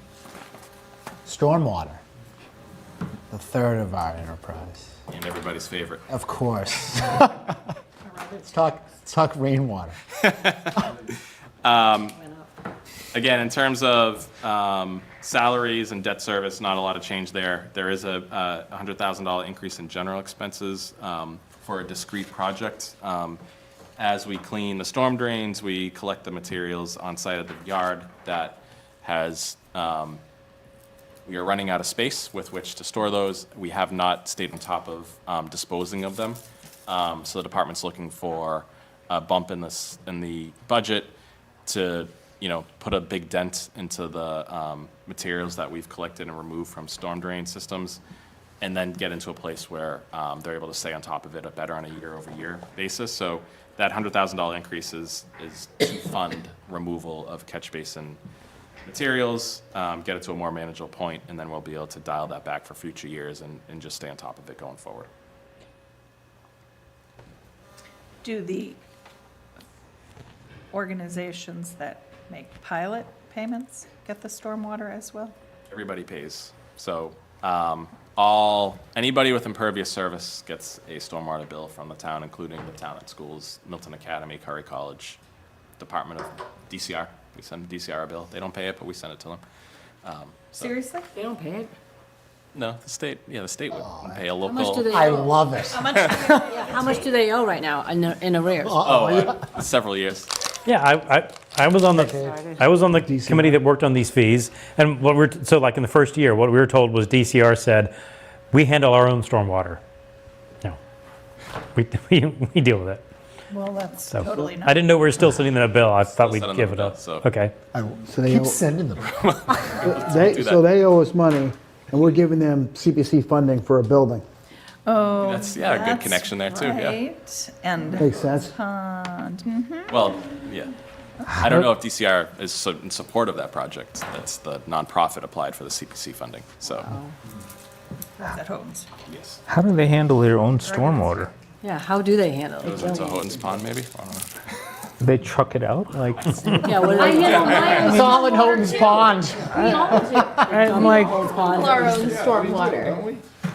Aren't you handling your own stormwater? I do. Of course I do. I'm not sure I get that logic. And the bill went up this Bill always goes quarter. It went up. It went up by a third. I'm handling it. It was up year over year. Yeah, it was like $50 and it was like $80 this quarter. It went up.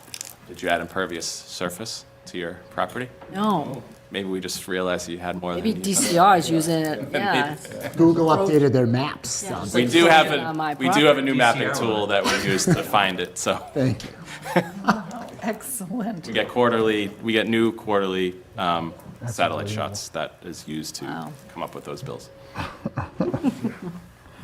love stormwater. Are those talk. audited? Water talk. Can I ask a question? You may, Judy. Thank you. On stormwater. Can you help me remember who sets the stormwater rates? The select board does, usually in August of every year. And they find the rate using a formula of fill in the blank. Yeah, we take the change in impervious area against the change in the budget, look at past revenues and set the fee based on those three factors. Okay, so if you could walk me through it, like I'm still at elementary school, okay?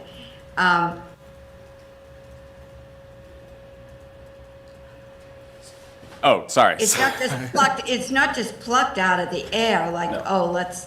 No, so let's if the get up by budget, 1%. right, if the stormwater budget goes up 5%, as a baseline, we would expect the fee to go up 5%. However, if there's 10% new impervious area in town, that means there's more people to charge, then the fee may not go up by the amount the budget changes. So it fluctuates year over year based on how much impervious area there is to charge and how much the budget changes in any given year.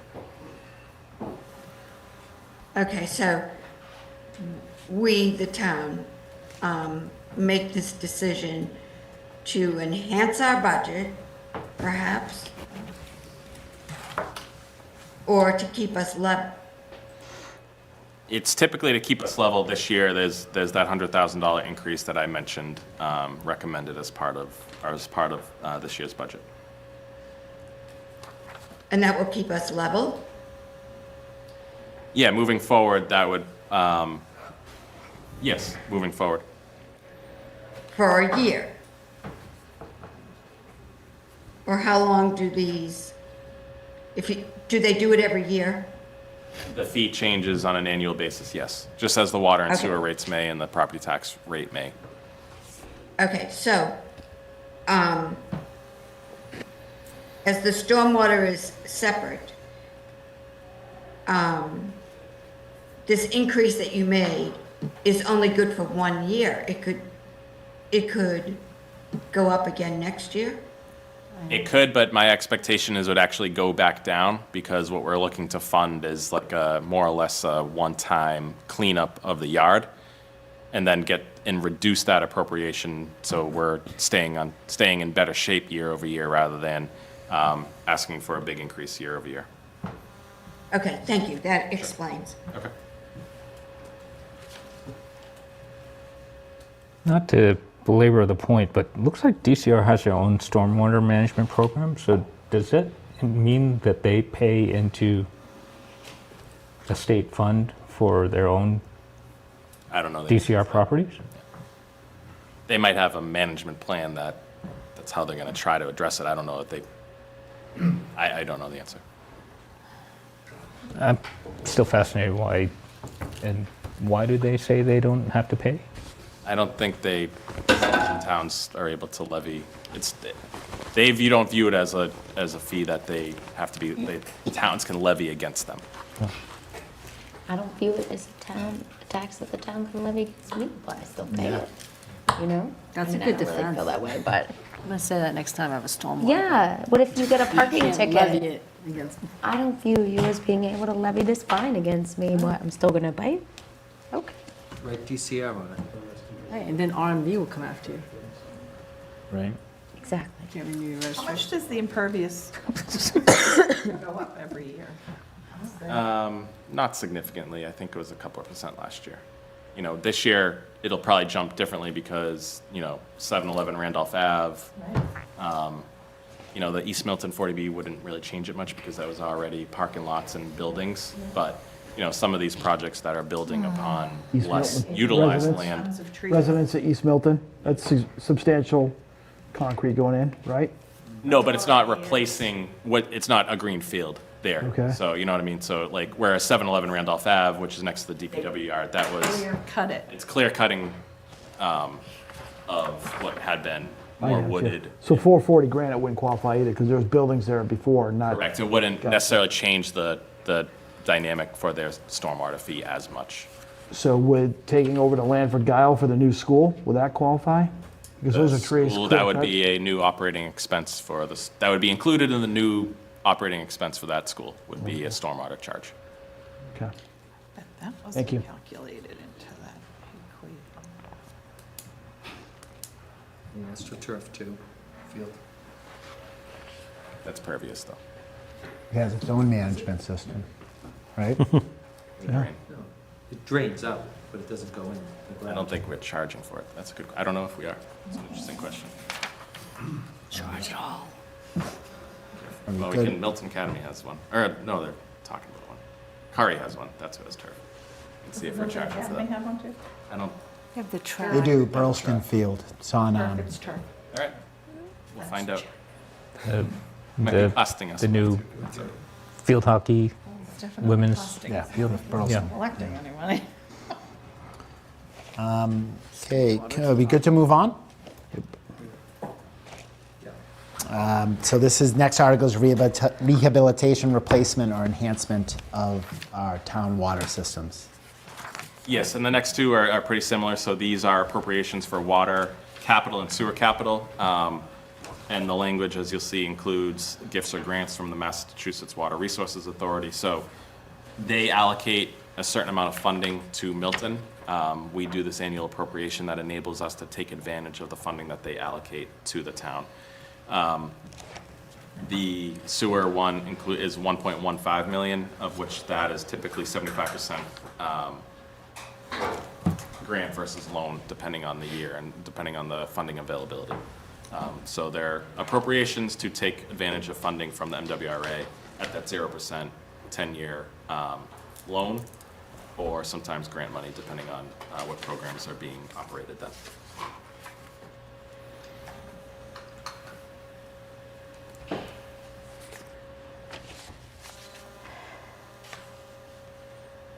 Everyone good?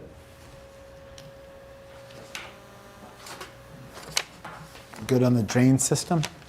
Anybody want to have anything to discuss concerning the drain system, $320,000?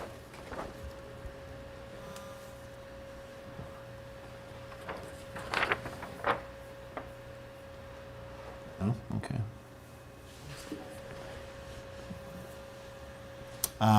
Nick and Amy, Board of Health. Health and sanitation for our next fiscal year? Yeah, so the salaries did jump, but most of these positions in this department are all in the manager's union, so their salaries last year did not reflect any collective bargaining change, so there isn't any individuals that are new there, not new positions, more just bringing those salaries up in accordance with their recent collective bargaining agreement. The reduction in $8,000 is to professional services, which primarily funds their septic work. Whenever septic applications are in, they have an engineer review it, so they would likely change gears and charge higher fees to applicants in order to fully fund that work, rather than have the taxpayers support it if the override were to fail.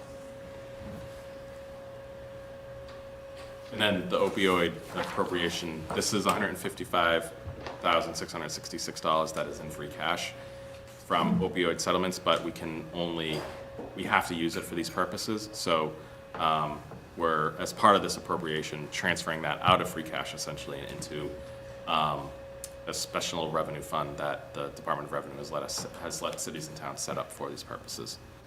So that's that $155,666 appropriation in the budget. I don't understand it. I'm sorry. Why is it an expense? It's in free cash today. In order for the town to move it somewhere else, we have to appropriate it, call it an expense, and transfer it to another fund, just as. Oh, because it's in this. Okay. If I could just add a little context to it, when cities and towns first started to receive the settlement money, the Department of Revenue instructed us to record it as general fund revenues, and then after the fact, they changed the accounting treatment of it and said, no, it should go into a special revenue fund. But at that time, we had already received $155,000 that hit the general fund free cash. So we have to transfer it out of there and get it to the right fund. But it was all because of Department of Revenue changing the accounting treatment after the first year or so had already closed out. It's a one-time thing. You won't see this transfer in a future year. I don't know if that helps. So when the money comes in the future, it'll just go directly into the fund? Correct. And it has since. Yep. Since that day they changed it, it's gone directly into that special revenue fund, but we had to track what we had received up until that point, and it fell to free cash, got certified, and we've had to kind of set it aside until this article could be done. So then what happens, it's going into the fund, and then where's the visibility of what happens with the money? I know there's certain requirements of how we can spend it. And how does that get determined, and again, the visibility to? So it's a grant account, which means it's subject to, it can be spent at the direction of the select board. Yeah. The select board is deferred to the Board of Health and the Health Department on it. There's actively a survey being done now to assess needs and where folks in Milton want to see that money being spent to. So it's really under the Health Department's purview for now in terms of building out that plan and then starting to fund items from that plan. And there are 8 categories that these monies can be spent on in accordance with the settlement agreements between the states and the pharmaceuticals and distributors.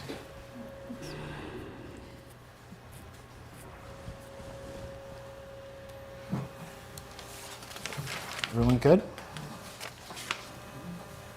Health Department. Move on. Yes. I just had one quick question for Nick. Please.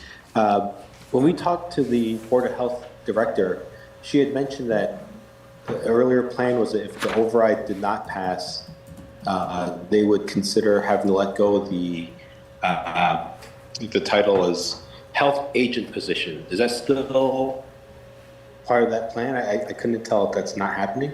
No, that's not part of the plan. The only reduction of the health department is that $8,000 that I mentioned. Okay, great. So I guess she was just looking at a potential role elimination that you guys found a way around. Yep. Okay, thank you. Sure. Thank you, Ron. If everyone's all good with the Board of Health, we can move on to the library. See a slight increase. Yes, their budget's been just adjusted for, again, salaries and wages with the collective bargaining agreement, and then any steps, and then some just cost of doing business increases. In terms of the contingent recommendation, if the override were to fail, the reductions would be on Saturday, summer Saturday hours, Sunday hours, and then a reduction, it's an 11% cut to their books and materials account, which funds obviously their books and materials, but largely like ebook availability and the subscription services they're able to take advantage of. So those would be the impacts to the library. Otherwise, it's a level service request.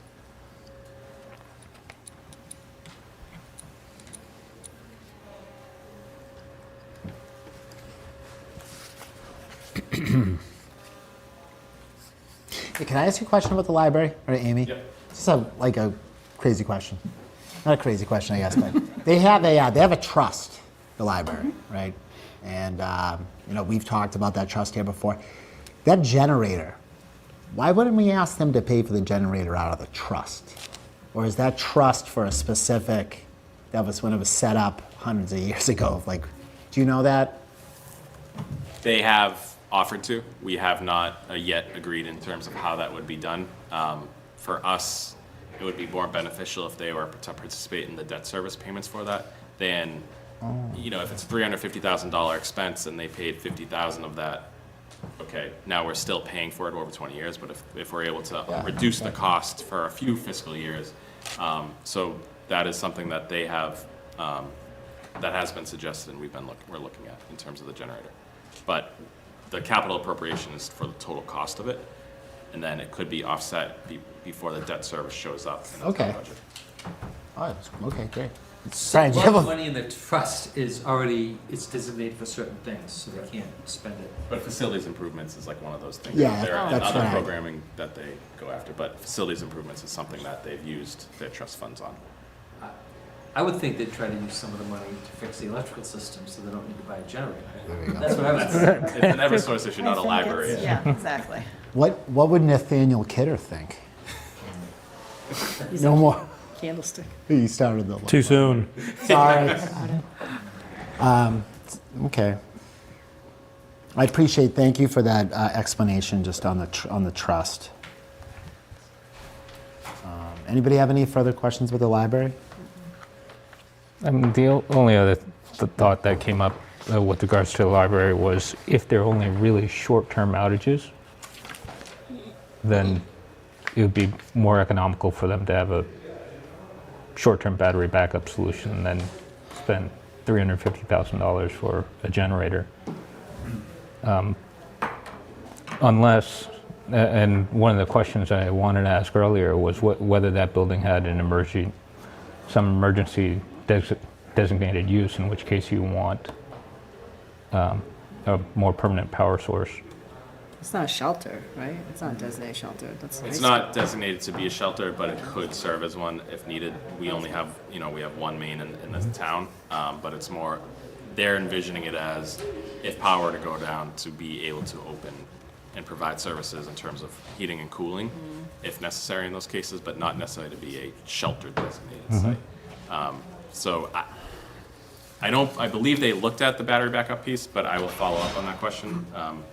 I know the library trustees have spent a lot of time and looked at different options around it, so I can get an answer on that. Because I'm still having a difficult time getting, it's a big number, and it's not as if it sounds like the outages that I have are intermittent and relatively brief. I think I would agree with that. As opposed to multi-day or day-long outages. And they don't need to be open 24/7 anyway, so we're talking about at max an 8-hour period for a day. They have these things called UPSs, uninterrupted power supply. Yep. I've been thinking about before. That's what they should probably get. That's what the schools should probably get too. Well, the schools have, Significantly less money. the schools have refrigeration for food, so I can understand the schools, but the library, not that they don't need power, they do, but I would think that Glover would be a priority over the library, but disagree. And if there were an outage, wouldn't you think you guys have an outage at town hall and you're probably going home? Like, we're gonna shut things down? Back up, wait, I'm going home. Are you gonna go home? You have a generator here? Yes. You have a generator. And that our experience has been, we're not affected on the same transmission line. Well, I know that. I was just thinking if there's that much of a power outage and, you know, there's a snowstorm, nobody's going out. Yeah. We're more liable to be closed than. Hey, telework. Like, And schools have a greater impact. You're out of power, you have to send Yeah, schools, kids home. yeah. So I get that. Right. That makes a lot of sense. So library is, So I think Glover, and I would want, Like you said. I would assume that you'd want to get both schools up first before a library. and the schools have food, right, for the cafeteria, so there's refrigeration issues. So I can see that being a priority, whereas maybe staff. I mean, it's a logistic issues, like schools closed, you have to get all the kids. A library, Yeah, I like I try to characterize, I think it's a nice to have. I wouldn't course. categorize necessarily as a critical need. In terms of what the warrant committee can do, just so it's clear, it's your recommendation at this point. The capital improvement planning committee has made their recommendation. It's the warrant committee's recommendation.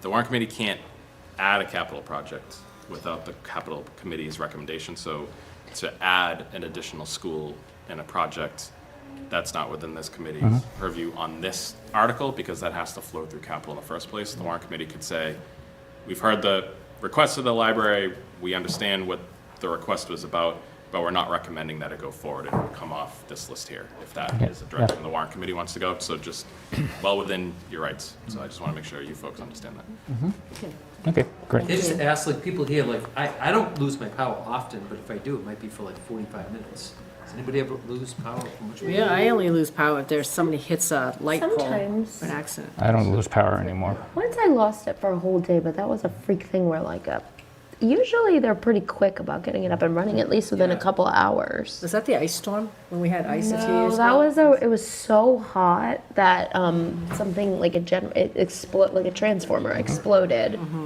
And once I've seen where people have your crashed fault. into, Oh yeah, accidents, car accidents the caused. car accident caused it, but even that one they got faster than when it was so hot that the transformer blew. Usually it's very quick to go back though, I find. Even Yeah. for schools, I wonder. if it's- No, but you can't keep a school open without power Yeah. for, Actually, yeah. The winter, no. okay. We can, Sorry to, oh, no, it's good conversation. Let's just note this when we come back to our capital budget. I'd like to move on to cemetery, if we could. Yeah, not a lot of change here. Again, impact on the salary side in terms of seasonal assistance, overtime assistance, not affecting an employee, an incumbent employee. So any cuts to what would the cut be to the cemetery? Nick? 35. 35? 35,000 in terms of seasonal help and overtime allocation. Judy, did you have anything you wanted to mention about cemetery? When I interviewed her, and I think I've already talked about this with Nick, they're staying at level budget. They do a lot of their own work themselves down there in terms of pruning and trimming the trees. They only have to bring in hunts when there's a major storm, and we need that big wood chipper going. Is there stormwater? They're aghast that it's $11,000 for stormwater. And that's why I think I've been pursuing this stormwater, because it was the top item on their budget. So seems like there's a lot of grass down there. I mean, it's a cemetery. But those little roadways, because they have 3 buildings. The house they rent out, the little office house, and then the big barn-like structure that holds their equipment. But, and that was the most outstanding thing on their budget that, seemed, not odd, but, troublesome for them. I'll just use the word troublesome. And other than that, I think our cemetery is in great shape down there. The department head is very innovative with her staff, helping to improve the cemetery as we see it when we go down to walk or just go to sit and visit there. And that's it. Thank you, Judy. Oh, Peter first, then Brian. What does it cost to be buried in the cemetery? I don't have the sale in front of me. There's a revenue stream, though, that goes with the cemetery. Correct, yes. Can I And, I jump mean, in they a have little? 10 employees. It's a well-funded operation. You can I pre-purchase can plots. jump in a little bit No, there. it's a, No, you can't. You have to be dead in order to buy. You can't buy it years in advance. What? You can't. Which family plots Yeah, there? they changed that. Yeah, you can. No, you can't have one if you're like, don't have a family though. Like if I wanted to do it, you can't. Like a totally new person. I think you No, can my now. parents tried to. They People said, buy plots all the time. Can I jump in for a advance. minute? Yes. Judy, why don't you jump in? See what you have to say. Okay. what? My parents. The average cost of a single plot down there runs $2,000, $2,500 perhaps. You can buy ahead in a sense if, in the effect of, if your spouse dies this year, but you wish to catch up with them at a later time, you can buy that plot ahead because it now becomes connected. Does that make sense, Liz? Yes, thank you. But if I wanted to go in and say, you know, I think I'm good for another 45 years here, what you got? Looking to buy. That doesn't happen anymore. And that's simply because of space constraint. They're trying to preserve space for town residents for as long as they can. And they do have a new section down there for cremations, and it's just lovely. And so that's going into it, that is going in a way to preserve space. Someone would not need an in-ground necessarily for a cremation. And they have benches, and Lisa Ahern runs the cemetery, and her prior job experience was at Cedar Grove Gardens, which most of the flowers around us come from there for these events. And she just has a wonderful knack of creating a peaceful environment through plants and placing them. So, but that's the answer. It wasn't to be mean to people or whatever. You could also pre-buy, like if you had an adult child that was still your dependent, right, so you could one of the 3 deceases, you can add the other 2 spaces that you would need to complete your family resting place. Okay. This is sad. Thank you. And you don't necessarily have to already be deceased. You can bring down hospice papers that your family member is in hospice, and that you can start the process right then and there to acquire a space. Okay, thank you. Thank you. Thank you, Judy. Anybody have any more questions about cemetery, Brian? I don't think the totals are right. I don't know if it's missing a line. In the 24? Well, yeah, 24 and 26.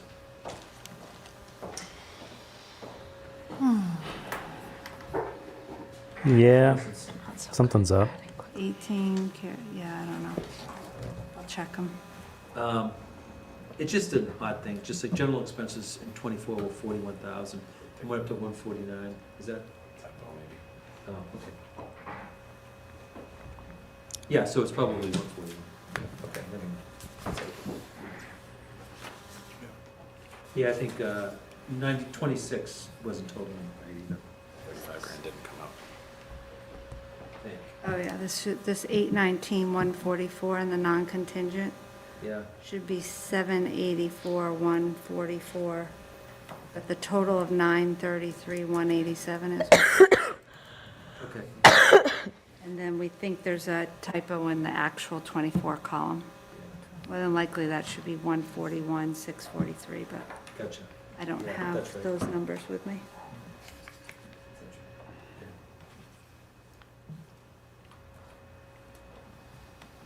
Yeah, 141, 643.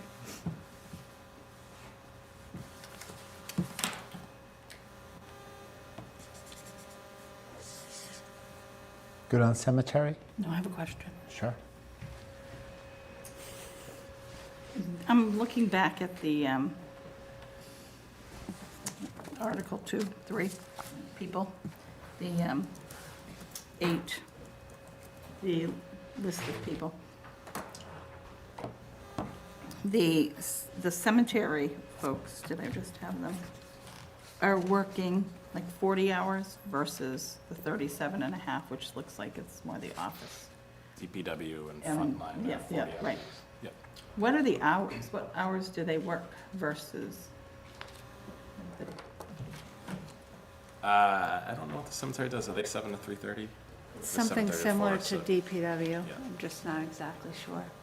It'd be like 7 to 3:30, Monday through Friday.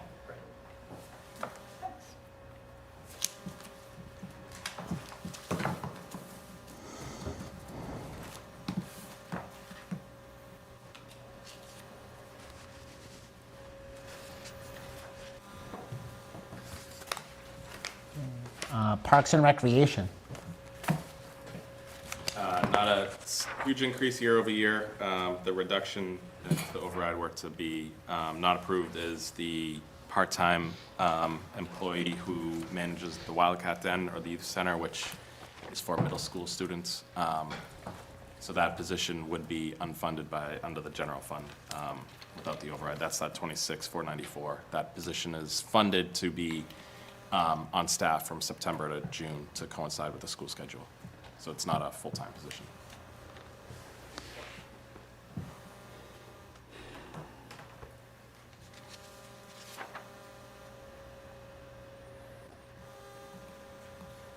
I have a question about that. Sure, Liz. Do you happen to know how many people use the Wildcat Den? It fluctuates. It also depends on the individual running it. So we've had different experiences with different individuals who have managed it. And obviously with the kind of hours and the setup, it's been hard to retain staff. I think they're down to a handful of people on a, if you want to call it a regular basis. I think that's about right.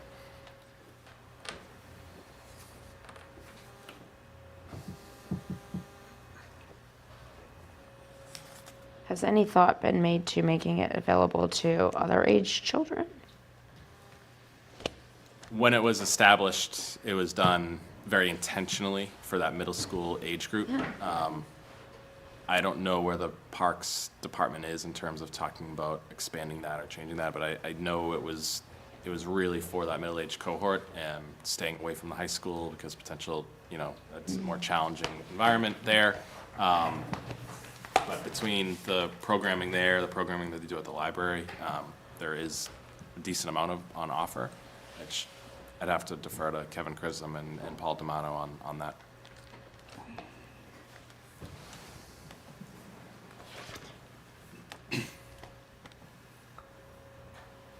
Can you tell us what these special needs programs are, this $2,000? Again, that's a historical appropriation folks like to see in the warrant. So it's to support the programming that Parks and Recs does on a regular basis, but that's a dedicated amount for it. Tom and I can tell you about a town meeting that ground to a halt because that line was not in the warrant. Yep. 7 or 8 years ago. Yeah. And I just want to add that they actually spend more than $2,000 on those programs, but they fund some of it out of their other, like, revolving funds. Yeah. It's a nice program. Good memory, Jay. This is a bad one.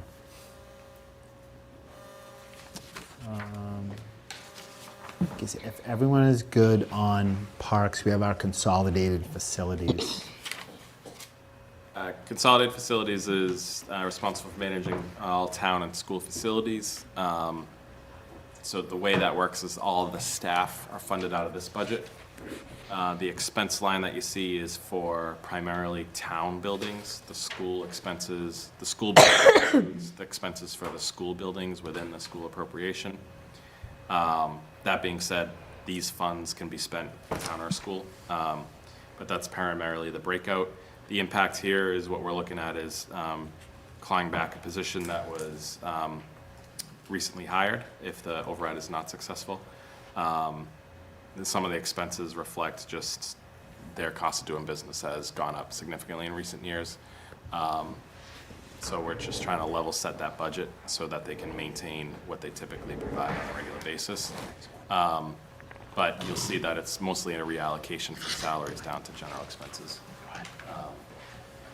And we've added 2 new facilities in terms of the fire headquarters is a new building and the animal shelter is opening soon. They got their certificate of occupancy this week, so that building will be coming online soon.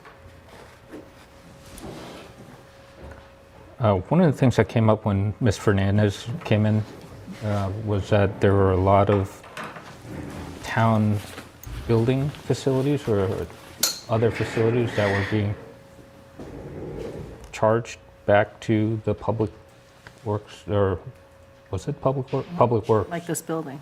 Like the utilities for this building. Why isn't that charged back to appropriate departments?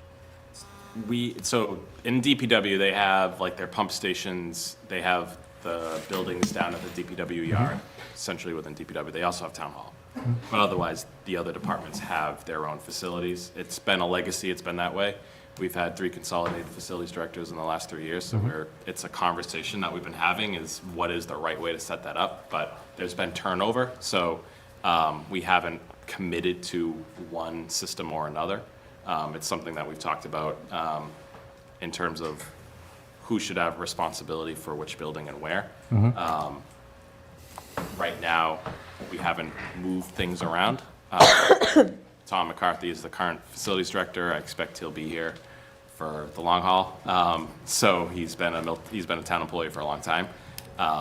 We've just had some turnover, so some of these changes that we've been talking about, haven't pulled the trigger on yet, just because there's been some turnover and we want some consistency in terms of how we want to set that up, because it's like, who really has ownership over this building? Consolidated probably should, but we just haven't changed that. Otherwise, we've left management of buildings in terms of utilities to the department head. But there's a bigger question of, should all those costs be centrally budgeted and the facilities director be responsible for all of it? I think there's merits to that, but we just haven't really restructured everything quite yet.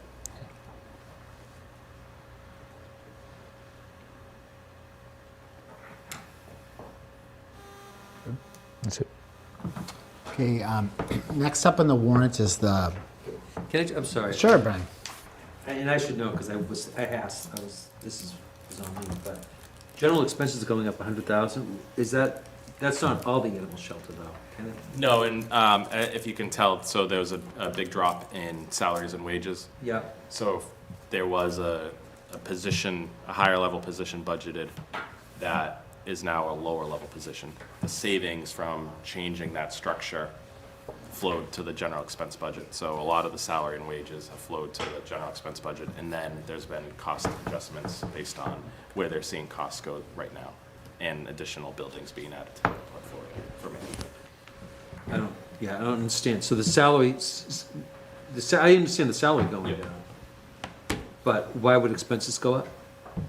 So we've let them adjust their budget based on where we're seeing cost trends go. In addition to that, there are 2 new buildings that are being rolled in for cleaning contracts, utilities and the like. So it's a combination of those two elements. And it's more spelled out in that, in the departmental budget with the change for the year.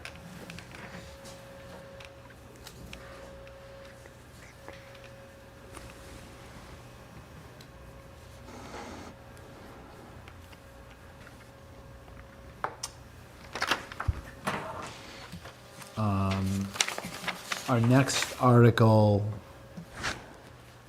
is the school department line. Would you care to opine on that? We've yet to have a warrant committee full discussion on that matter, but I didn't know if there was anything the either of you would like to speak to in terms of the budget. I know there's a lot to talk about, but I didn't know if there was something you wanted to point No, I out. just wanted to explain there was originally a different number being planned here, but with the free cash appropriation going to fiscal '25, that non-contingent recommendation was expected to be $1 million higher. But with the request from the school committee to hold on to $1 million in free cash for this year, it's come out of their appropriation in this recommendation here. So their budget was up by the 1.5% I described earlier. However, since mitigating the impacts in fiscal '26 were about the use of free cash, $1 million of which is now no longer available because it's potentially going to the '25 budget. That's where that appropriation number comes from, So that's the non-contingent. the non-contingent number. But their contingent total Yep. is the same as whatever it was. Their request ago. lists the $700,000 for the stabilization fund. Yep, okay, cool. Does that make sense to everybody? I have a question. Lori? Do we know the answer to the water bill? Yes. Yes. Well, we've been working on it. So the impact to '25 is approximately $66,000 that they'll get a refund, which will reduce the expenditure. Then there's another $25,000 to $26,000 that relates to prior years that cannot reduce the '25 expenditure and has to go to general fund revenue, prior year reimbursements. So it'll eventually potentially fall to free cash. And what was the issue? It was, I'm not sure. The water meter is what. Yeah, it There was was when the new meters got put in. Two issues. One is the specific kind of meter is an unusual meter for such a large facility, and there was basically a billing error as a result of the way the meters are set up. That was exacerbated by what appears to be a leak sometime in the last 3 quarters, that their usage is now really high, but when it shows up through the billing error, it looks like it's compounded even more. So it's noticeable because of the leak, which Consolidated is working on to address. They found a few issues that they're working to fix, but a lot of it is due to the way the billing was incorrect. Thank you. I'm sorry, I missed it. Did you say they cannot benefit from that this year? They can only benefit, so the total credit or refund is $88,000, of which $66,000 was paid in '25. Okay. The rest was paid in 20, 21, 22, 23, 24. You cannot offset the current year with something that was expense in a prior year. It's not allowed by Mass I'm not General accounting or laws. talking about cash? Pardon? Are they just, there's accounting and there's cash. So you're saying they don't get a credit for the water bill? They for get the a full previous year? credit or They do. refund of Okay. $88,000, of which when I record it, Mm-hmm. we will reduce their expenditure in '25 by $66,000. Okay. The balance will go to general fund revenue. Thank you. Sorry, it's confusing. No, you said that clearly a few minutes ago. Thank you. Had it all occurred in '25, they could have used it all, but What was the total amount that was reimbursed? about 88,000, 88K. 86 or 88, I forget the Okay. exact amount. Which I just emailed that information to Katie Blake today, this late afternoon, so the school committee might not be aware of that, so I might be jumping the gun by publicly saying that, but Late breaking news here at the Warrant Committee. Right? Love it. Flash. Water. Bad news for the enterprise funds. Does anybody have any questions? We're going to have our discussion on schools just as to this issue. And we can stay, if everyone is all set on the committee, we can stay on schools and talk about our Blue Hills Regional Vocational School. This is an annual assessment based on their budget that they assess to their member cities and towns. This number's bounced around in the last couple of years. As you can see, the enrollment has bounced around. It primarily just flows with the enrollment. But their overall costs have gone up just as ours have. So it's about $130,000 increase, and they have 5 students more this year than last year. But again, that could jump next year. If there's 10 more kids there, it could drop if there's 10 fewer students. So it really depends on what Milton students enroll or not at Blue Hills. Okay. But Javen Macy? I'm going to get the name wrong. The Aggie school? No. How do we pay for that? So that is Or not? that is within the school appropriation itself. And I think there's only 1 student there. So that's within the 70. So then the school appropriation? Okay. Okay, thank you. just, this comment hasn't been updated yet, just so you know those numbers are, right? I think it did. Those are the latest student, that last sentence has been updated with the enrollment numbers. I changed that. I don't know about the rest of the comment. Are the years right? We'll double check it, but. Yeah.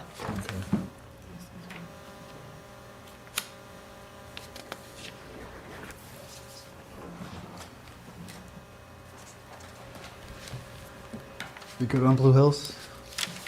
That's, yeah, Jay, I'm please. going to follow my colleague's lead and go back a second. So the $1 million of the non-contingent override, I guess I'm getting contingent and non-contingent confused. Because previously they were going to have $1 million put into a special ed stabilization fund if the override passed. Now they're saying whether the override passes or not, we need this. So that's why they're getting dinged on the non-override budget. Okay, thank you. I appreciate your patience.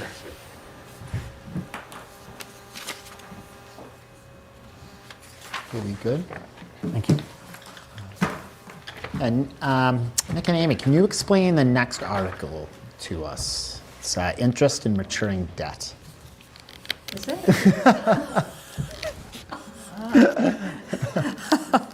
Okay, where to begin? So basically, these numbers are coming from the, what I refer to as the multi-year debt service schedule, which shows all the principal and interest due on the current debt that the town has. And then we look at what's been authorized but unissued as debt. So whatever's been authorized by town meeting but has not yet been borrowed. And we project when we'll borrow that based upon what project it relates to and the cash flow on those projects. And so we have actual plus an estimate for that. And then anything that we're asking this town meeting to approve in Article 4, the capital article, really would probably be borrowed in August of '27. So it would not have an impact until '28. So that doesn't have an effect on '26 at all. That makes sense? And then we break out what's related to the fire station building project because we have the debt stabilization fund for that project. So that's why we break it out. And basically what we do is we look at the maturing debt on the fire station project and we compare it to, guess I'm not gonna get right. We look at how much, can you help me out on that one? Because Capacity we have. how much we can take out of the debt stabilization fund to supplement that. So if the debt service on the fire station project is more than, this is not gonna go well, I can tell you. Yeah. No, so this, Right, because that's the whole. so there's two, just to try to, it gets very confusing when we start talking about the fire station. So the first two lines are general fund and debt exclusion debt, are regular capital projects included. The fire station building project, what has been borrowed so far is just for the headquarters building. That building is now complete. We've issued a bond for that project for almost all the project, but not quite all of it. So we have a significant payment and interest in fiscal '26 and a smaller principal payment. Those will fluctuate in the next couple of years. And I know some folks have been here for this conversation, some haven't. So the way the fire station debt is set up is that before the fire station projects really took off, the town has special legislation that says we did school projects in a library in the early 2000s, in 2009 time period. As that debt service declines, we're going to tax the residents the amount we were supposed to get taxed in fiscal '18, and that delta each year will be set aside in a stabilization fund to be used to pay for the fire station projects when they come up. So there's no increase to tax bills related to the fire station project, but it's using the savings that would have been there year over year as the debt service declines on the school and the library projects. And this year, we have been putting money into that stabilization in the past couple of years. This year, we're taking some money out to offset these debt increases. And the way we've structured this bond is that it has much lower principal payments up front so that we're able to fit the debt service costs within that funding model. So these costs will be higher up front and start to decline a little bit over time. And then we'll bring on the next project, which is the East Milton Station, which is expected to start this spring. So that is like a $10, $12 million project. We will issue debt related to that, and then that will also be covered within the model set up for the fire station projects. So we have a sheet that we could share if folks want to take a deeper dive into it that shows, our estimates and expectations for that project. But that is the two lines in terms of how the fire station project is set up. So no increase to tax dollars, but instead of your taxes going down for a few years and then back up, they stayed the same for these purposes.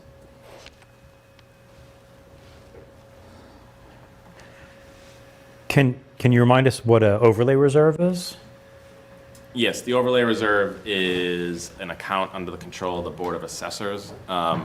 So every year when we set the tax rate, a small amount, depending on the year, goes into the overlay reserve to pay for abatements and exemptions and to put money aside in case there are cases that go to appellate tax board for disputes over property tax values. So the overlay will fluctuate in value, and every year we withdraw money from it if it's no longer needed. So right now, we have 2 outstanding appellate tax board cases against Winter Valley and Uncuity House that the town has been successful at, and they've been claiming the charitable exemption. We've been successful at holding that off, but until those cases are resolved, we have to keep money aside in case they were to be successful, and we owe them the back taxes from there. So is there a specific reason why the overlay reserve money is going to the interest of maturing debt as opposed to anywhere else? No Nope. particular Because it reason. got to go somewhere. Okay. Correct. Did a much better job than me.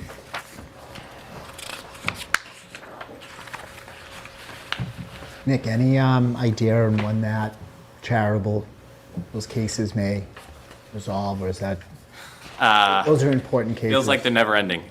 So last year, I forget the fiscal year in which the cases are based on. So I think they filed for the charitable exemption in fiscal 20 or 19. It was denied. They took us to the appellate tax board. The town was successful. They took us to court. The town was successful. Despite that, the subsequent tax year, they filed for the charitable exemption. The town said no. We went to the appellate tax board. Town council Peter Mello worked on that case. That was just ruled in our favor yet again. But they have the option to go back to court and do it all over again. So it seems to be a recurring cost for town council in order to defend on this charitable exemption question that they have filed for a couple times in a row now. Okay. Thank you very much. And is that MRE that's filing, or is it, Yes. did we just give them money? The Affordable Housing Trust may for their expansion. No, but wasn't it there some, it was for the food pantry, I think. Wasn't No, there? Or that was Governor Stoughton. Yeah, that's Governor Stoughton. That's I just remember them getting money. that's the Milton Residence Fund, not Milton that's Residence different. for Okay. the elderly. Yes. Gotcha, okay. Yeah, different entities. Oh, Milton something, we're Yes. giving away money. Okay, we all set an interest in maturing debt. On to the next, the rescinding of authorized portions of monies. Oh, me too. This one's easy. These are things that town meeting has authorized that the town could borrow for at previous town meetings, but we no longer need to borrow for those projects. And the reason being is like the sewer MWRA, that's the grant portion. So we always authorize the total project amount, and then we get a grant for part of it, so we don't have to borrow the full amount. And then the same with the Chapter 90 roadways. Previously, we had an article in the warrant to authorize a borrowing for that, but we don't really need that, so we never borrow that because it's a reimbursement program. So we don't need those authorizations. So it's more of a housekeeping. What is a Chapter 90 roadway? It's a program, a state program, grant program to assist municipalities with road work. So yeah, we get like $600,000 a year from Chapter 90 that goes right into the roads that DPW spends as soon as they get it. We've been doing an appropriation for it, so in case the reimbursement is late or something changes, we need to do a short-term borrowing to close the deficit, but the rules have changed and the flexibility around when we can get that money back has been better, so we haven't needed those appropriations anymore. It's always been like a backstop appropriation, but it's state grant money. On that topic, the governors had filed a bill, and part of her bond bill was to increase the Chapter 90 appropriation by 50%, so that would get us close to $1 million a year. That's great. Which would be about an increase of about $300,000 if that is approved, so we'll see. You're just cleaning up this account, basically, right? Yeah, just It's unspent. Why wouldn't, I'm just confused, why wouldn't it just go into the capital since you have like $1 million you're gonna spend on roads, 1.1, I think, but. This is just rescinding the bonding authorization, acknowledging that we'll never borrow it. It's kind of like having a credit card with a credit limit that's on your Okay. credit report that you want to clean Oh, it up you don't because have the it's money. reported. No, we just never. We didn't bring the money in. I understand. Yeah, we have the authorization to go get it, we just haven't brought the money in yet. There's a different mechanism if we have leftover money from a project to Okay. clean that up. Gotcha.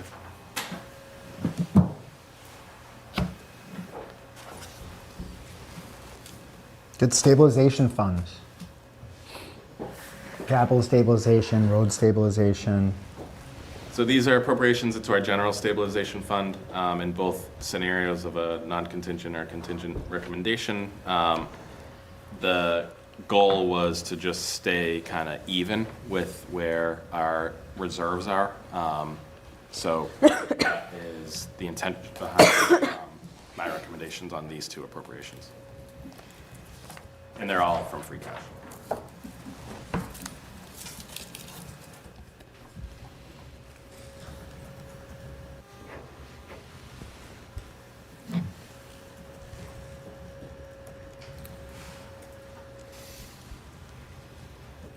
Real good stabilization funds. Okay, Nick, this is, Amy, this is our operation, next article, our operational stabilization fund. Talk to this, speak to This this. is the proposed new operating budget stabilization fund. So there's one action that'll happen, under this recommendation, there's one action that happens no matter what, which is that the stabilization fund gets established. So the first part of the recommendation is that this gets established. The second part of the recommendation is what is contingent or non-contingent. So if the override is approved, that ballot question has $700,000 in the ballot question going to an operating budget stabilization fund. So if the ballot question is approved, we now need to move that money through a town meeting action into the stabilization fund, which is accomplished by this article. In addition, we're proposing to move $2 million worth of free cash into the stabilization fund to further capitalize this account. So successful override means 700 grand from the tax levy from the override question, plus $2 million in free cash goes into this fund. If the override fails, $0 goes into this fund. So because the free cash would be used to offset budget impacts if the override fails, and because there'd be no tax levy to support it, the appropriation is $0. Hence the second paragraph, that if voters don't approve a ballot question, no appropriation shall be made to the stabilization fund.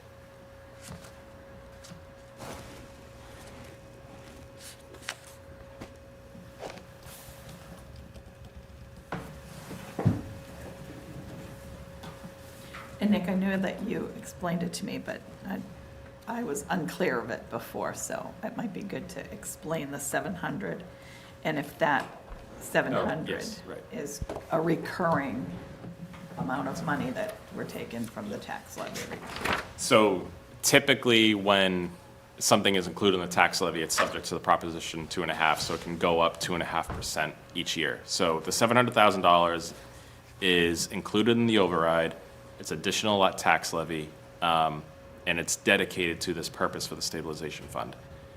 The town can't take this $700,000 and go spend it elsewhere. It has to, as a first step, go into the stabilization fund. To come out, it needs approval of 2/3 of town meeting. The appropriating authority for it, in terms of who sets what this number will be each year to go into the fund, is the select board. So the select board could say, we want this to increase 2.5% a year, and annually they have to take a vote to say, to increase the 700 grand plus 2.5%. And then the next year they'll come back and say, the 700 grand plus 2.5% plus 2.5%. If they feel the account is getting too full, they could say, we don't need this 700 grand. We can go down to $500,000, in which case the tax levy will be reduced and the cash flowing into the fund will be less. But if they do that, then they can only go up by 2.5% from there. And then thirdly, their option could be to say, the stabilization fund has way more money than we ever expected it. We're going to take it down to $0, in which case it goes away, and only to increase it would require another vote of the town meeting and the voters. So it's a little complicated, but it's not a guarantee that it'll go up at 2.5% a year. I would expect it to. I would expect the board to keep it and vote it by 2.5% a year, but it's a little bit of a quirk of when you're doing an override to fund a stabilization fund, that it has a separate kind of mechanism to ensure that that appropriation is there year over year. That's a clarifying question. So that's, are you saying that that 700,000 that's getting appropriated to the schools will be every year with 2.5? Is that? Separate, that's a separate Yeah. article. So there are three right. competing, complicated pieces here. So the first is, Why 700 then? Why couldn't you have I know, we 701? should have different numbers for each. It's a good point. So the first one is, the second article we talked about tonight, Article 2, is $700,000 of free cash into the reserve fund. Okay. That is free cash, one-time money goes into the reserve fund for this fiscal year. This new operating budget stabilization fund has $700,000 from the override that would be recurring and can go up 2.5%, going into an operating budget stabilization fund for any operating expense, town or schools, health insurance or otherwise. It can go to any expense as long as withdrawals from it have 2/3 approval from town meeting. And the other difference being Article 2 controlled by the Warrant Committee, this article, Alternate. 2/3 vote Two-thirds vote of town held by meeting. town meeting. Okay. Is it also, so it could be impacted by Prop 2.5, but if the levy goes up, that it can increase beyond 2.5? Is that possible? No, in this case, the max can increase a year if the select board so votes is 2.5% a year. Thank you. That should be really easy to understand on the floor during town meeting, I I think. know, we should have had 3 different. 300 of your best buddies. Yeah. $699.99. Any other number, 701 though. Well, I mean, the school budget with the 9.5% increase and the $9.5 million override that was also confusing the whole time too, so. The similar numbers don't help.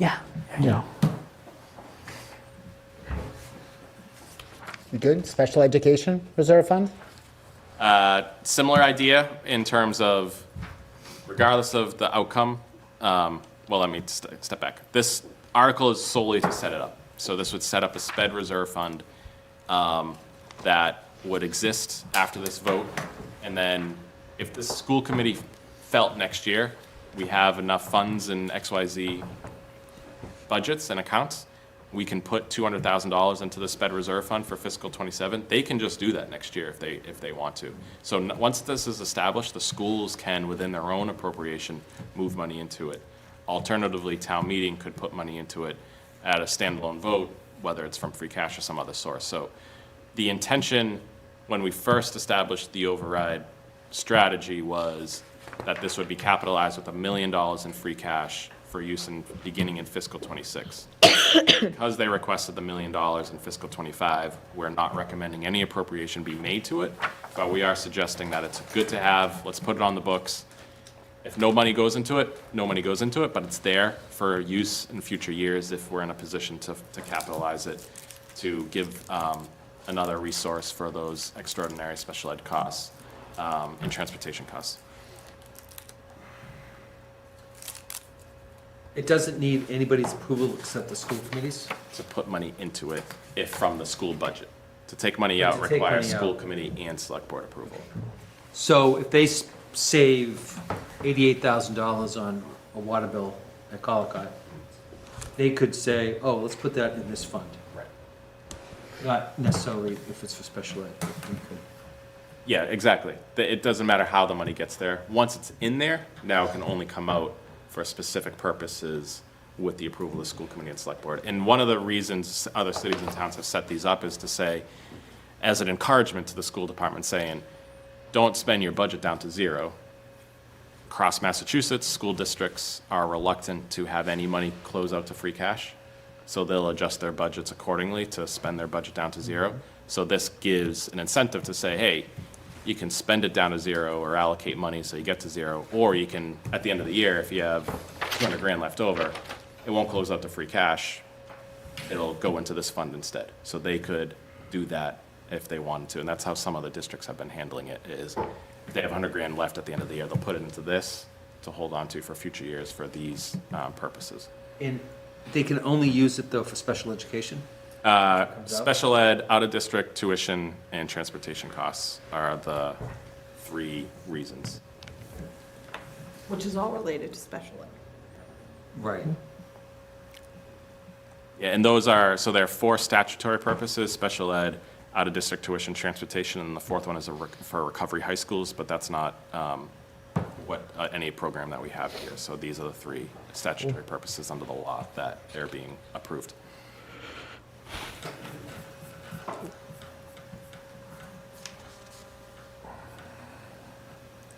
Okay, thank you both. Moving on to the reserve fund. We've talked a bit about it, so this is just the regular warrant committee reserve fund for fiscal '26. Nick, can you, the number, any reason behind that, Yeah, the so- squiggly number? We knew you were going to ask.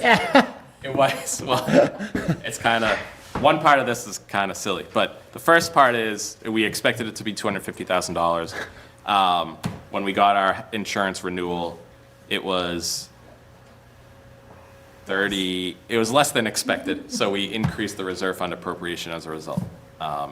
So the 282, 256 is a savings in our general insurance account that we had to allocate somewhere, so we allocated it to the reserve fund. Thank you. Because we were all balanced. I know.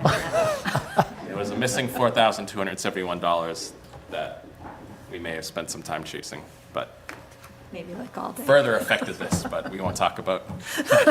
I have a little, Well, I appreciate the number. Thank you. If no one has questions as to the reserve fund itself, I'd like to move on to the authorization of the revolving fund, Article 32. So these are departmental revolving funds where if you're taking fees or payments, you can turn around and use them for the authorized purposes with certain approvals on doing that. They all have a limit. The limits are unchanged from last year. Departments may exceed that limit with the approval of the Select Board and Warrant Committee. So we may have that. It's every once in a while we'll have that case where we'll come down with a request to have a 1-year waiver of the limit or increase of the limit. But under state law, we have to authorize the limit each year, which is what this article does.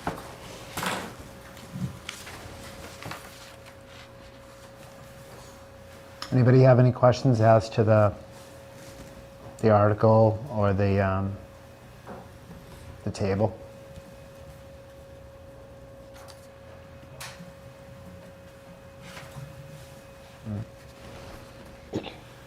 Okay, we're almost there. PEG access.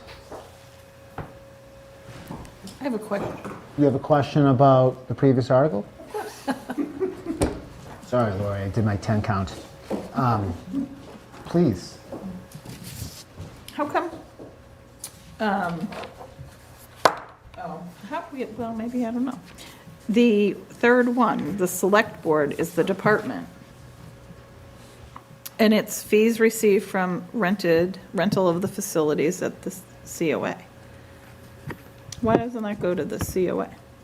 I don't think anybody's asked, and I don't think anybody's noticed. that's how it was established. It's probably how it's established in the bylaw, which case we can't change it without changing the bylaw. But we can put it on our list. I would tell you functionally, it's under Christine's control and the Council on Aging board. Got you.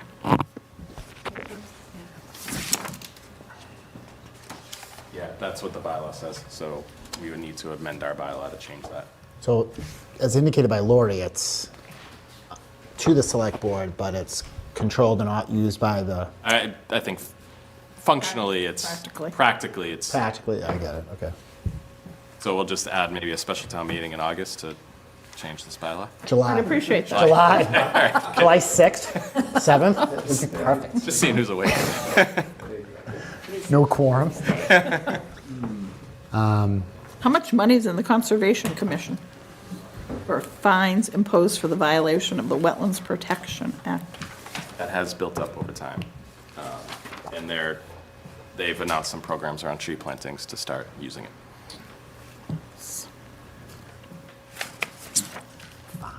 Okay. And what about dark sky violation? We're not there yet. Dark sky. Who will that go to?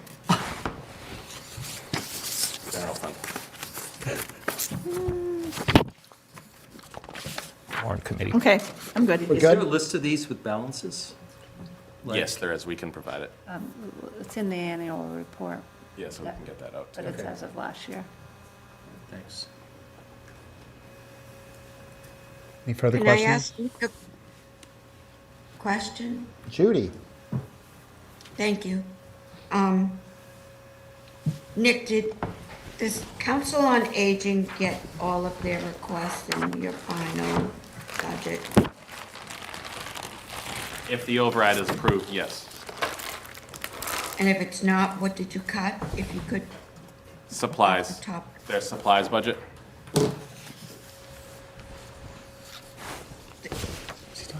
Council on Aging. may I speak to that? I don't know if I'm out of turn here. Sure, Judy. Thank you.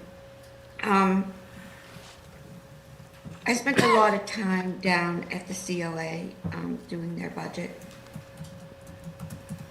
And how much did you put their supplies by? It's $15,000. It would go to a zero appropriation. And so I imagine you, I don't see it here, and I don't know why. It's not your fault, it's my fault entirely here. They also asked for some, do you consider under that supplies the $5,000 that they asked to reinvent some of the office furniture? Or is that just Going back supplies to the like cups previous and one. Go back to supplies the for events? COA. Hang on. What article is she taking us back to an article? Which one? I don't know where I'm taking us back to, but So we're going back to 32? Okay, thanks. and I did say that I think I'm out of turn. I'm sorry, everyone. The Council on Aging request for $10,000 for office equipment was not funded, no. That was a supplemental request in addition to the level service budget, which we did not fund any across any town department, including those Okay. requested by the Council on Aging. No supplemental. In this supplemental, was there a supply request, a supply increase request? Yes, for office reconfiguration. And that was it? It wasn't for the ordinary supplies of, Nope. you know, water and cups and whatever else they use down there? No, it was not. So, okay. Disappointing, for sure. Thank you. I'm sorry for that comment, but they, in my opinion, not just going there once a year to look at their budget, they do operate on a shoestring down there and accomplish a great deal, I believe, and have seen and experienced. They couldn't provide what they do provide without the volunteer help they have. And that mostly comes from, yes, other seniors, but some volunteer-minded citizens in our town that haven't reached the requirement to be a senior age yet. And, I don't know, it's just somewhat disappointing that you couldn't find a few extra dollars for them. That's my opinion. Thank you. Can I? And I understand there isn't enough money to go around, and I do. I get that. It's like a household budget. Where do you cut? Tough decisions. Thank you for the information. Thank you, Judy. Jay? Can I say, just looking at the budget worksheet we got today, just looking at straight what was appropriated last year and what was appropriated this year if the override passes. The schools are going up by about 8.5%. That's a lot. It's, been shocking everyone across town. The Council on Aging is going up 10.5%. Obviously a smaller dollar amount, but I think we just have to keep in mind that all the departments are going up and all the departments are constrained by the override. Thank you, Jay. Any comments? Okay. If we can, if we're all good on the revolving, use of revolving funds, we'll move on to the PEG access, which we're all familiar with. Yes, this is our annual appropriation to the MPEG Access Inc., which is Milton TV, in accordance with the contract we have with them. And it's usually, the appropriation of $500,000 covers what we typically bring in on an annual basis. Any questions? Oh, PEG access funds, pretty familiar. There's money in the, Yeah, Brian. No, please. there's money in the reserve too on that, too. Yes, this is where the appropriation for the old fire station room came from. So there was about $420,000 in additional funding for PEG purposes that the town has in an account Can today. only use it for PEG, right? And could only use for PEG, correct. Okay. CPC, 2 articles. Their regular appropriation, and then we have their projects in the following article. So I guess start with the first, if you could, Nick or Amy. This is based on what we estimate the revenues to be, and then they have to be allocated out accordingly to these purposes. This is more of a kind of a procedural check the box kind of article, this first one. The second one is the recommendations on how the money will be spent. Okay. Does everyone understand how 34 works?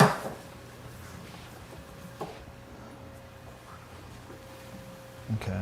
So I guess on to the next, which is the meat and potatoes of the CPC here for this coming year. I have a question Okay. before we go on. Oh, no, that's fine. I don't know if Nick, I don't know if Nick or Amy had wanted to discuss any of these or all of them, point 1 or 2 out, or if you had any thoughts in general just about their requests. I know this is something we've been doing for a few years now. No, only that we've invited the chair of the CPC to come to the select board meeting next week. I've exchanged emails with him related to the Peverly Playground project and a couple of others on the list. I know the select board has some follow-up questions that they want to discuss as well in terms of projects, and we're going to plan to do that next week at our meeting. Do you think change? Could something change? So the way the law works is that project recommendations have to come from the CPC. The warrant, the town meeting can't increase any appropriations beyond what's been recommended by the CPC. They can lower or zero out recommendations, but they can't increase them. I wouldn't expect at this point that they would change recommendations, barring anything unforeseen. That wasn't my question. I have another one. Is there a way to do them separately so that we could, I didn't like them all. Because primarily, I don't like the studies. was having an issue with the studies and the non-town-owned properties. Yes, the warrant committee, if it had a different recommendation, this is drafted as you're recommending to the town meeting that it approve all of them. I know. So the recommendation could approve 8 out of 13, or for whatever number that is, and then leave the article language would still show all of them. Right. The recommendation might show something different. Okay. And town meeting could still take the warrant committee's recommendation or not, go with CPC's right. recommendation or some other. So it wouldn't matter to break them apart into individual articles? No, I don't think that would be. No, I think as long as the recommendation was clearly outlining what is recommended to go forward and not from the warrant committee, we wouldn't need separate articles for that. No. All right, thanks. And Nick, that's the same as the capital? Yeah, Correct, same actually, idea. That's true. Same thing. So we could recommend the movement of the funds. Correct. you could recommend that projects either be not funded or funded at a lower number. Not increase. Town meeting can't increase any project without a CPC recommendation to do so in the first place. So in terms of capital, Capital, So my recommendation, if this, considering recommending something different than what the capital committee recommended, we could try to convene the capital committee to maybe consider revising the recommendation so that everybody's on the same page. It'd be worth asking. okay. I would just, I just Town wanted meeting to, a lot easier. I mean, we could ask them to do that if it came down to that. They might not agree, but but procedurally, yes, this committee can do the kind of the same approach in terms of recommending for a capital budget, not moving forward with certain projects, but adding a new capital project that hasn't been previously vetted by the Capital Improvement Planning Committee would go against our bylaw. So to add something that's not on the list, no. To say, we hear this need, but we don't recommend a town meeting, you could take it off the recommendation list. sure, I just wanted to clarify. Yeah, no, before we I get think into that's, our- it's good to do that, yeah, agreed. Okay, so is there anything just more, I've seen these previously with the CB, I know others have here. No, if I have any new information to share, I'll do it with you and let you know. Well, I think, so Nick, in saying that, would it be beneficial for this committee to green sheet this comment? Or do you, and we can talk more maybe, but I just in terms of comments for the meeting, and we can discuss further.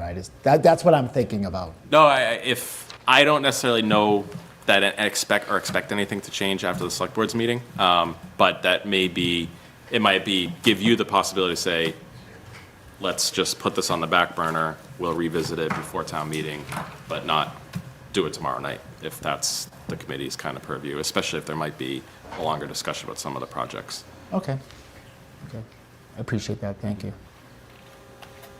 Anybody want to, anything else? Easements? Select board? Yeah, we've been doing this on a regular basis with the warrant, just to give the select board the authority to accept easements.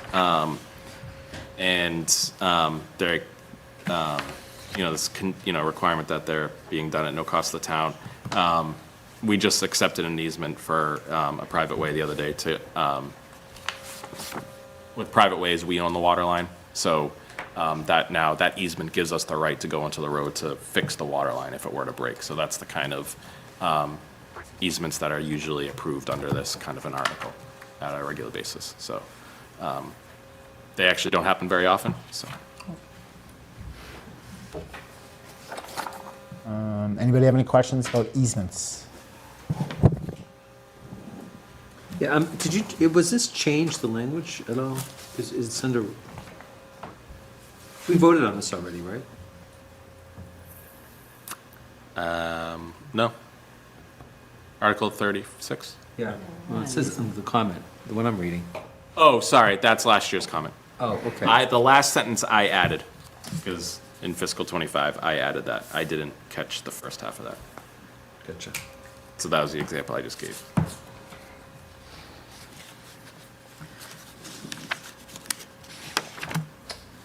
Okay, if there are no questions about the easement article, we have our light trespass, number 37. One and only. So the article you have in the warrant is based on the tweaks that the select board had made during town meeting in February. The select board did schedule a public hearing on this article at our next meeting on April 8th. The select board is having its meeting at the Milton Arts Center, not at the Council on Aging, so that's April 8th, public hearing to solicit feedback and input on this. Conceivably, there's a chance the warrant article may change as an outcome of that at the last minute by the select board. So my recommendation to this committee would not be to take any action on it until and unless there's any changes next week, and I'll provide an update next week. It's great. That's exactly the question I was going to ask you. I was going to see if this might be a good one to hold off on. I agree. That's it. And we've talked about our light trespass. You all remember when we gathered around and we looked at the amendments up by the piano. So it hasn't changed since then, correct? The changes are in the track changes are in the warrant are changed since the town meeting. Thank you. Everything else has been accepted. So it's a designee matter as to who would be reviewing said violations. Could I ask you, did the select board, a lot of these come from, but this one in particular, did they make a recommendation? Not yet. Not yet? Okay, this is probably one I think it'd be good. We asked for a public comment committee. I think we should wait for the public comment and green sheet. Is there any expert on this? Like I don't know what a lumen is, so. Andrew does. Can we go about? How many lumens is this? A lot. No, 800 lumens. Who knows? Looks like we have a designee. 800. 800. Okay. 5300 Kelvin. Yeah. We shut these out, can you see this, guys? Not because there's a ceiling. And the last articles are The planning board one. planning board, which Yep. we've already voted on unanimously in favor of. Okay. All right, so we'll update that. What I think, I'm working with town council on this, is that the recommendation will just say, and actually it says it in this, recommended that the town vote yes. So I believe that's what it'll look like. In past warrants, the article and the recommendation were copy and pasted, and it was the exact same, so it was kind of cluttered. So I think if we can get away with just saying recommended that the town vote yes, we'll try to keep it simple and clean in the warrant, rather than have the entire article repeated just in bold. So, not trying to make too many crazy changes to the warrants, Yeah, but. We'll freak out. We've already drafted some comments for that. Okay, great. So, okay, I don't know. Does anybody have any open-ended questions for Nick and Amy? Just anything. I know there were some emails, and he's going to further information is going to be furnished, and you always have the opportunity to ask additional questions over email or phone. Going back to light trespass, assuming that if that were to pass, nobody gets grandfathered, right? Correct. Because it's a general bylaw versus a zoning bylaw? I don't know that would make much of a difference, because it's not. That's the dark sky one was saying these installations and furnishings on your property have to meet a certain criteria. So in terms of a zoning bylaw, if you've bought a light and installed it, and then the law changes, just like if you built a house over your setback and then the law moves the setback, you're grandfathered in. So in this case, I don't know that that's the same example, because this is now saying what you have is generating a nuisance. I don't even know that it would be a zoning bylaw so much in that case at all. So the dark sky protection one, I think you could say zoning or general bylaws. This one is more of looking at nuisances being created.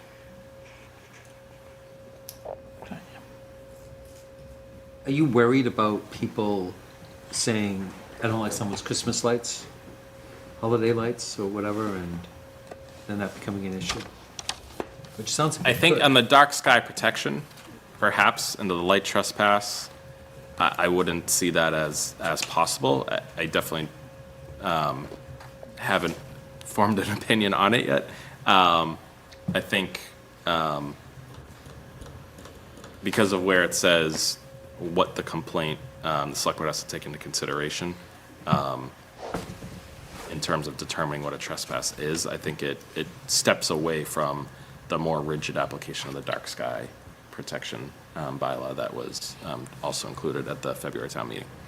Tom, are we going to have someone come in and speak to these two articles? The person who proposed them? Yeah, we had discussion. I think that really kind of goes to the potential for a green sheet. We were going to ask.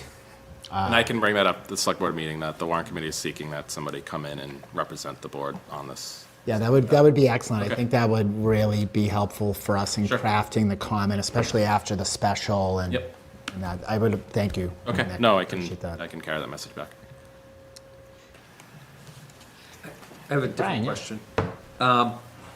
Is there any consideration to reallocating healthcare costs, which is such a big thing, to all the different departments within the town? So you kind of get a feel for, because it's such a large expense, you know? That would be an administrative nightmare for me to try to do that. And then I would also, so if those departments have if 3 people were enrolled in family plans and there's $90,000 a year, and now they're not enrolled, those departments would have the authority to just spend that money. So by keeping it centrally budgeted for health insurance, it's budgeted for health insurance. So if it devolves out to the departments, They couldn't put it in a reserve fund or something? they could spend it on office supplies. You know, so I think that would be, I don't know of any municipalities that do that in the first place, and I think, you know, we're essentially budgeting it because it's for health insurance and health insurance alone, unless we transfer the money out of it with this committee and the select board's approval to do so.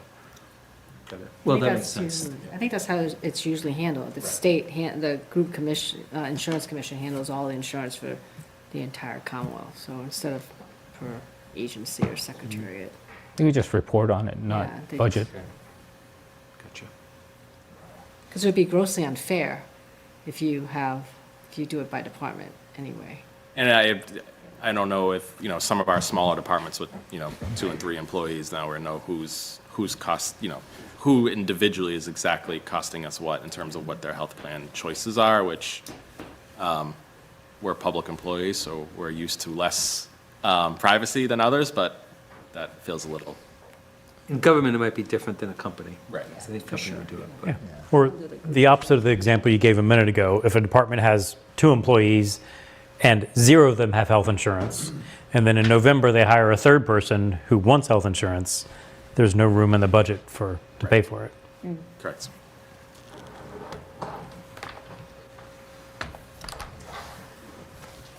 Or if just one of their employees has a change in coverage and, Yeah, you know, yeah. spouse loses coverage or whatever. Children. Members of the committee content? Thank you. No? Great job. Thank you so much. Thank you. Thank you. Thanks, guys. So I am available tomorrow if helpful, if necessary, if you want to let me know what you think. I will, Nick. We have meetings scheduled for Wednesday and Thursday. Okay. It maybe would, either of those dates, wouldn't be both, might be one or the other. Okay. Maybe Thursday, I think. Okay. Just as an emergency, but I'll be in touch. Yeah, no problem. And obviously if something comes up, I can jump in on Zoom if needed, so don't hesitate to reach out. Oh, absolutely. I'll be in touch with you tomorrow. Okay, good. Where do we stand with the comments?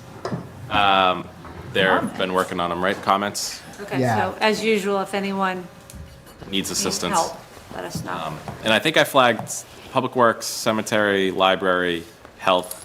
I didn't really touch some of the others we did update. We tried to do it with an independent view, so obviously feel free to edit away what is in there. And then feel free to reach out to department heads to help. They're happy to provide additional info that might be helpful in crafting those as needed. Thank you. Thank you. Thank you very much. I appreciate it. Thank you so much. Thanks so much. Riveting info. So, Mr. Chair, if we're looking ahead to tomorrow, I don't know how much we're going to get through. If we're going through each of these, as we saw tonight, each of these we could discuss. Of course. We could discuss a lot. I don't know if we're going to want to discuss schools. I think that's a given.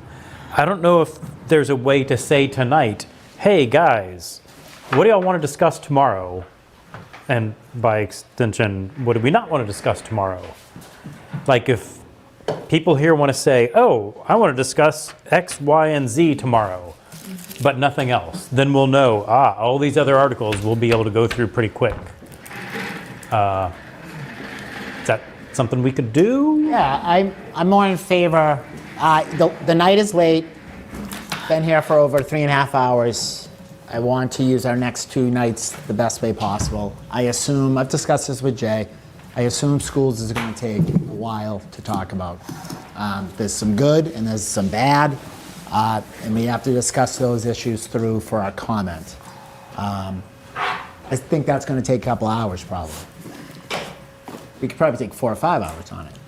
But we need to see what we're going to do with our time. This is our busiest week. It always is coming up to annual. So comments are due next week.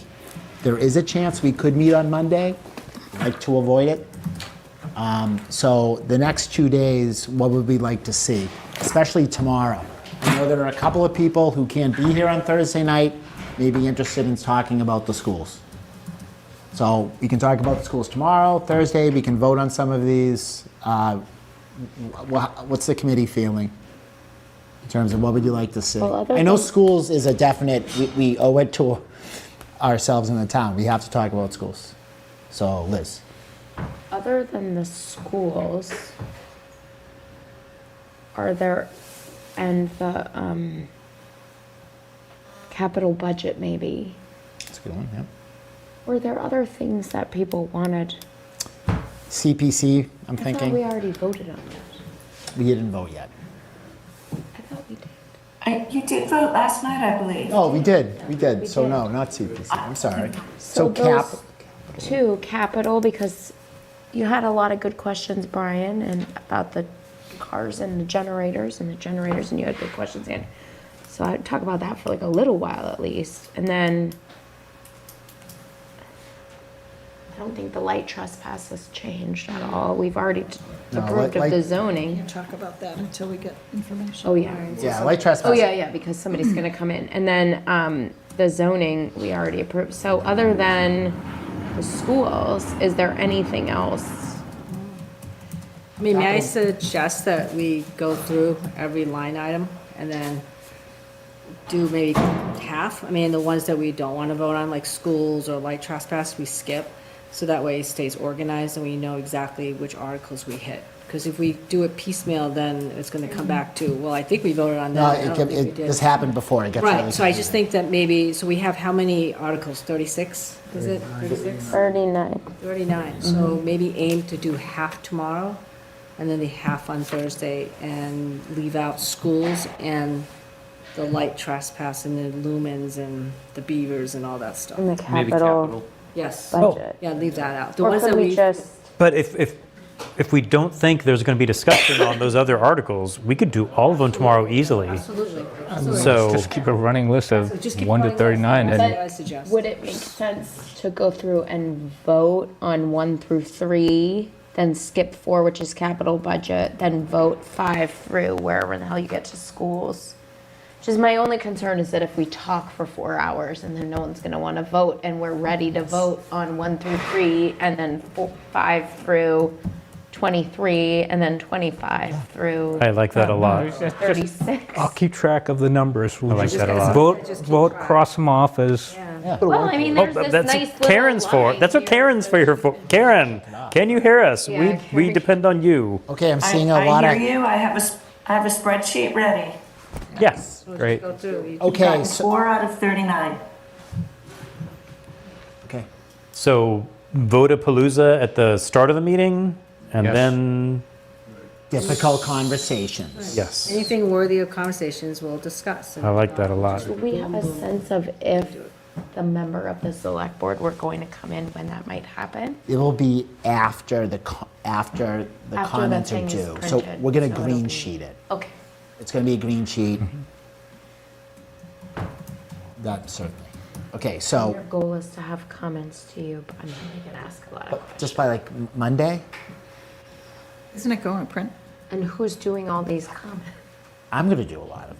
I'm gonna do many of them. I told you I'd do the lighting bylaw. Sure. So what I'm gonna do is like, as we get through the meeting tomorrow, Brian already had done some comments. I did an extra job on those, yeah. Schools are working on schools.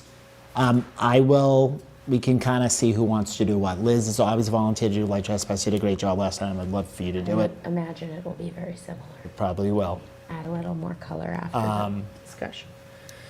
So tomorrow, we're going to come in at 7, fast and furious vote, and stop at the things we'd like to discuss.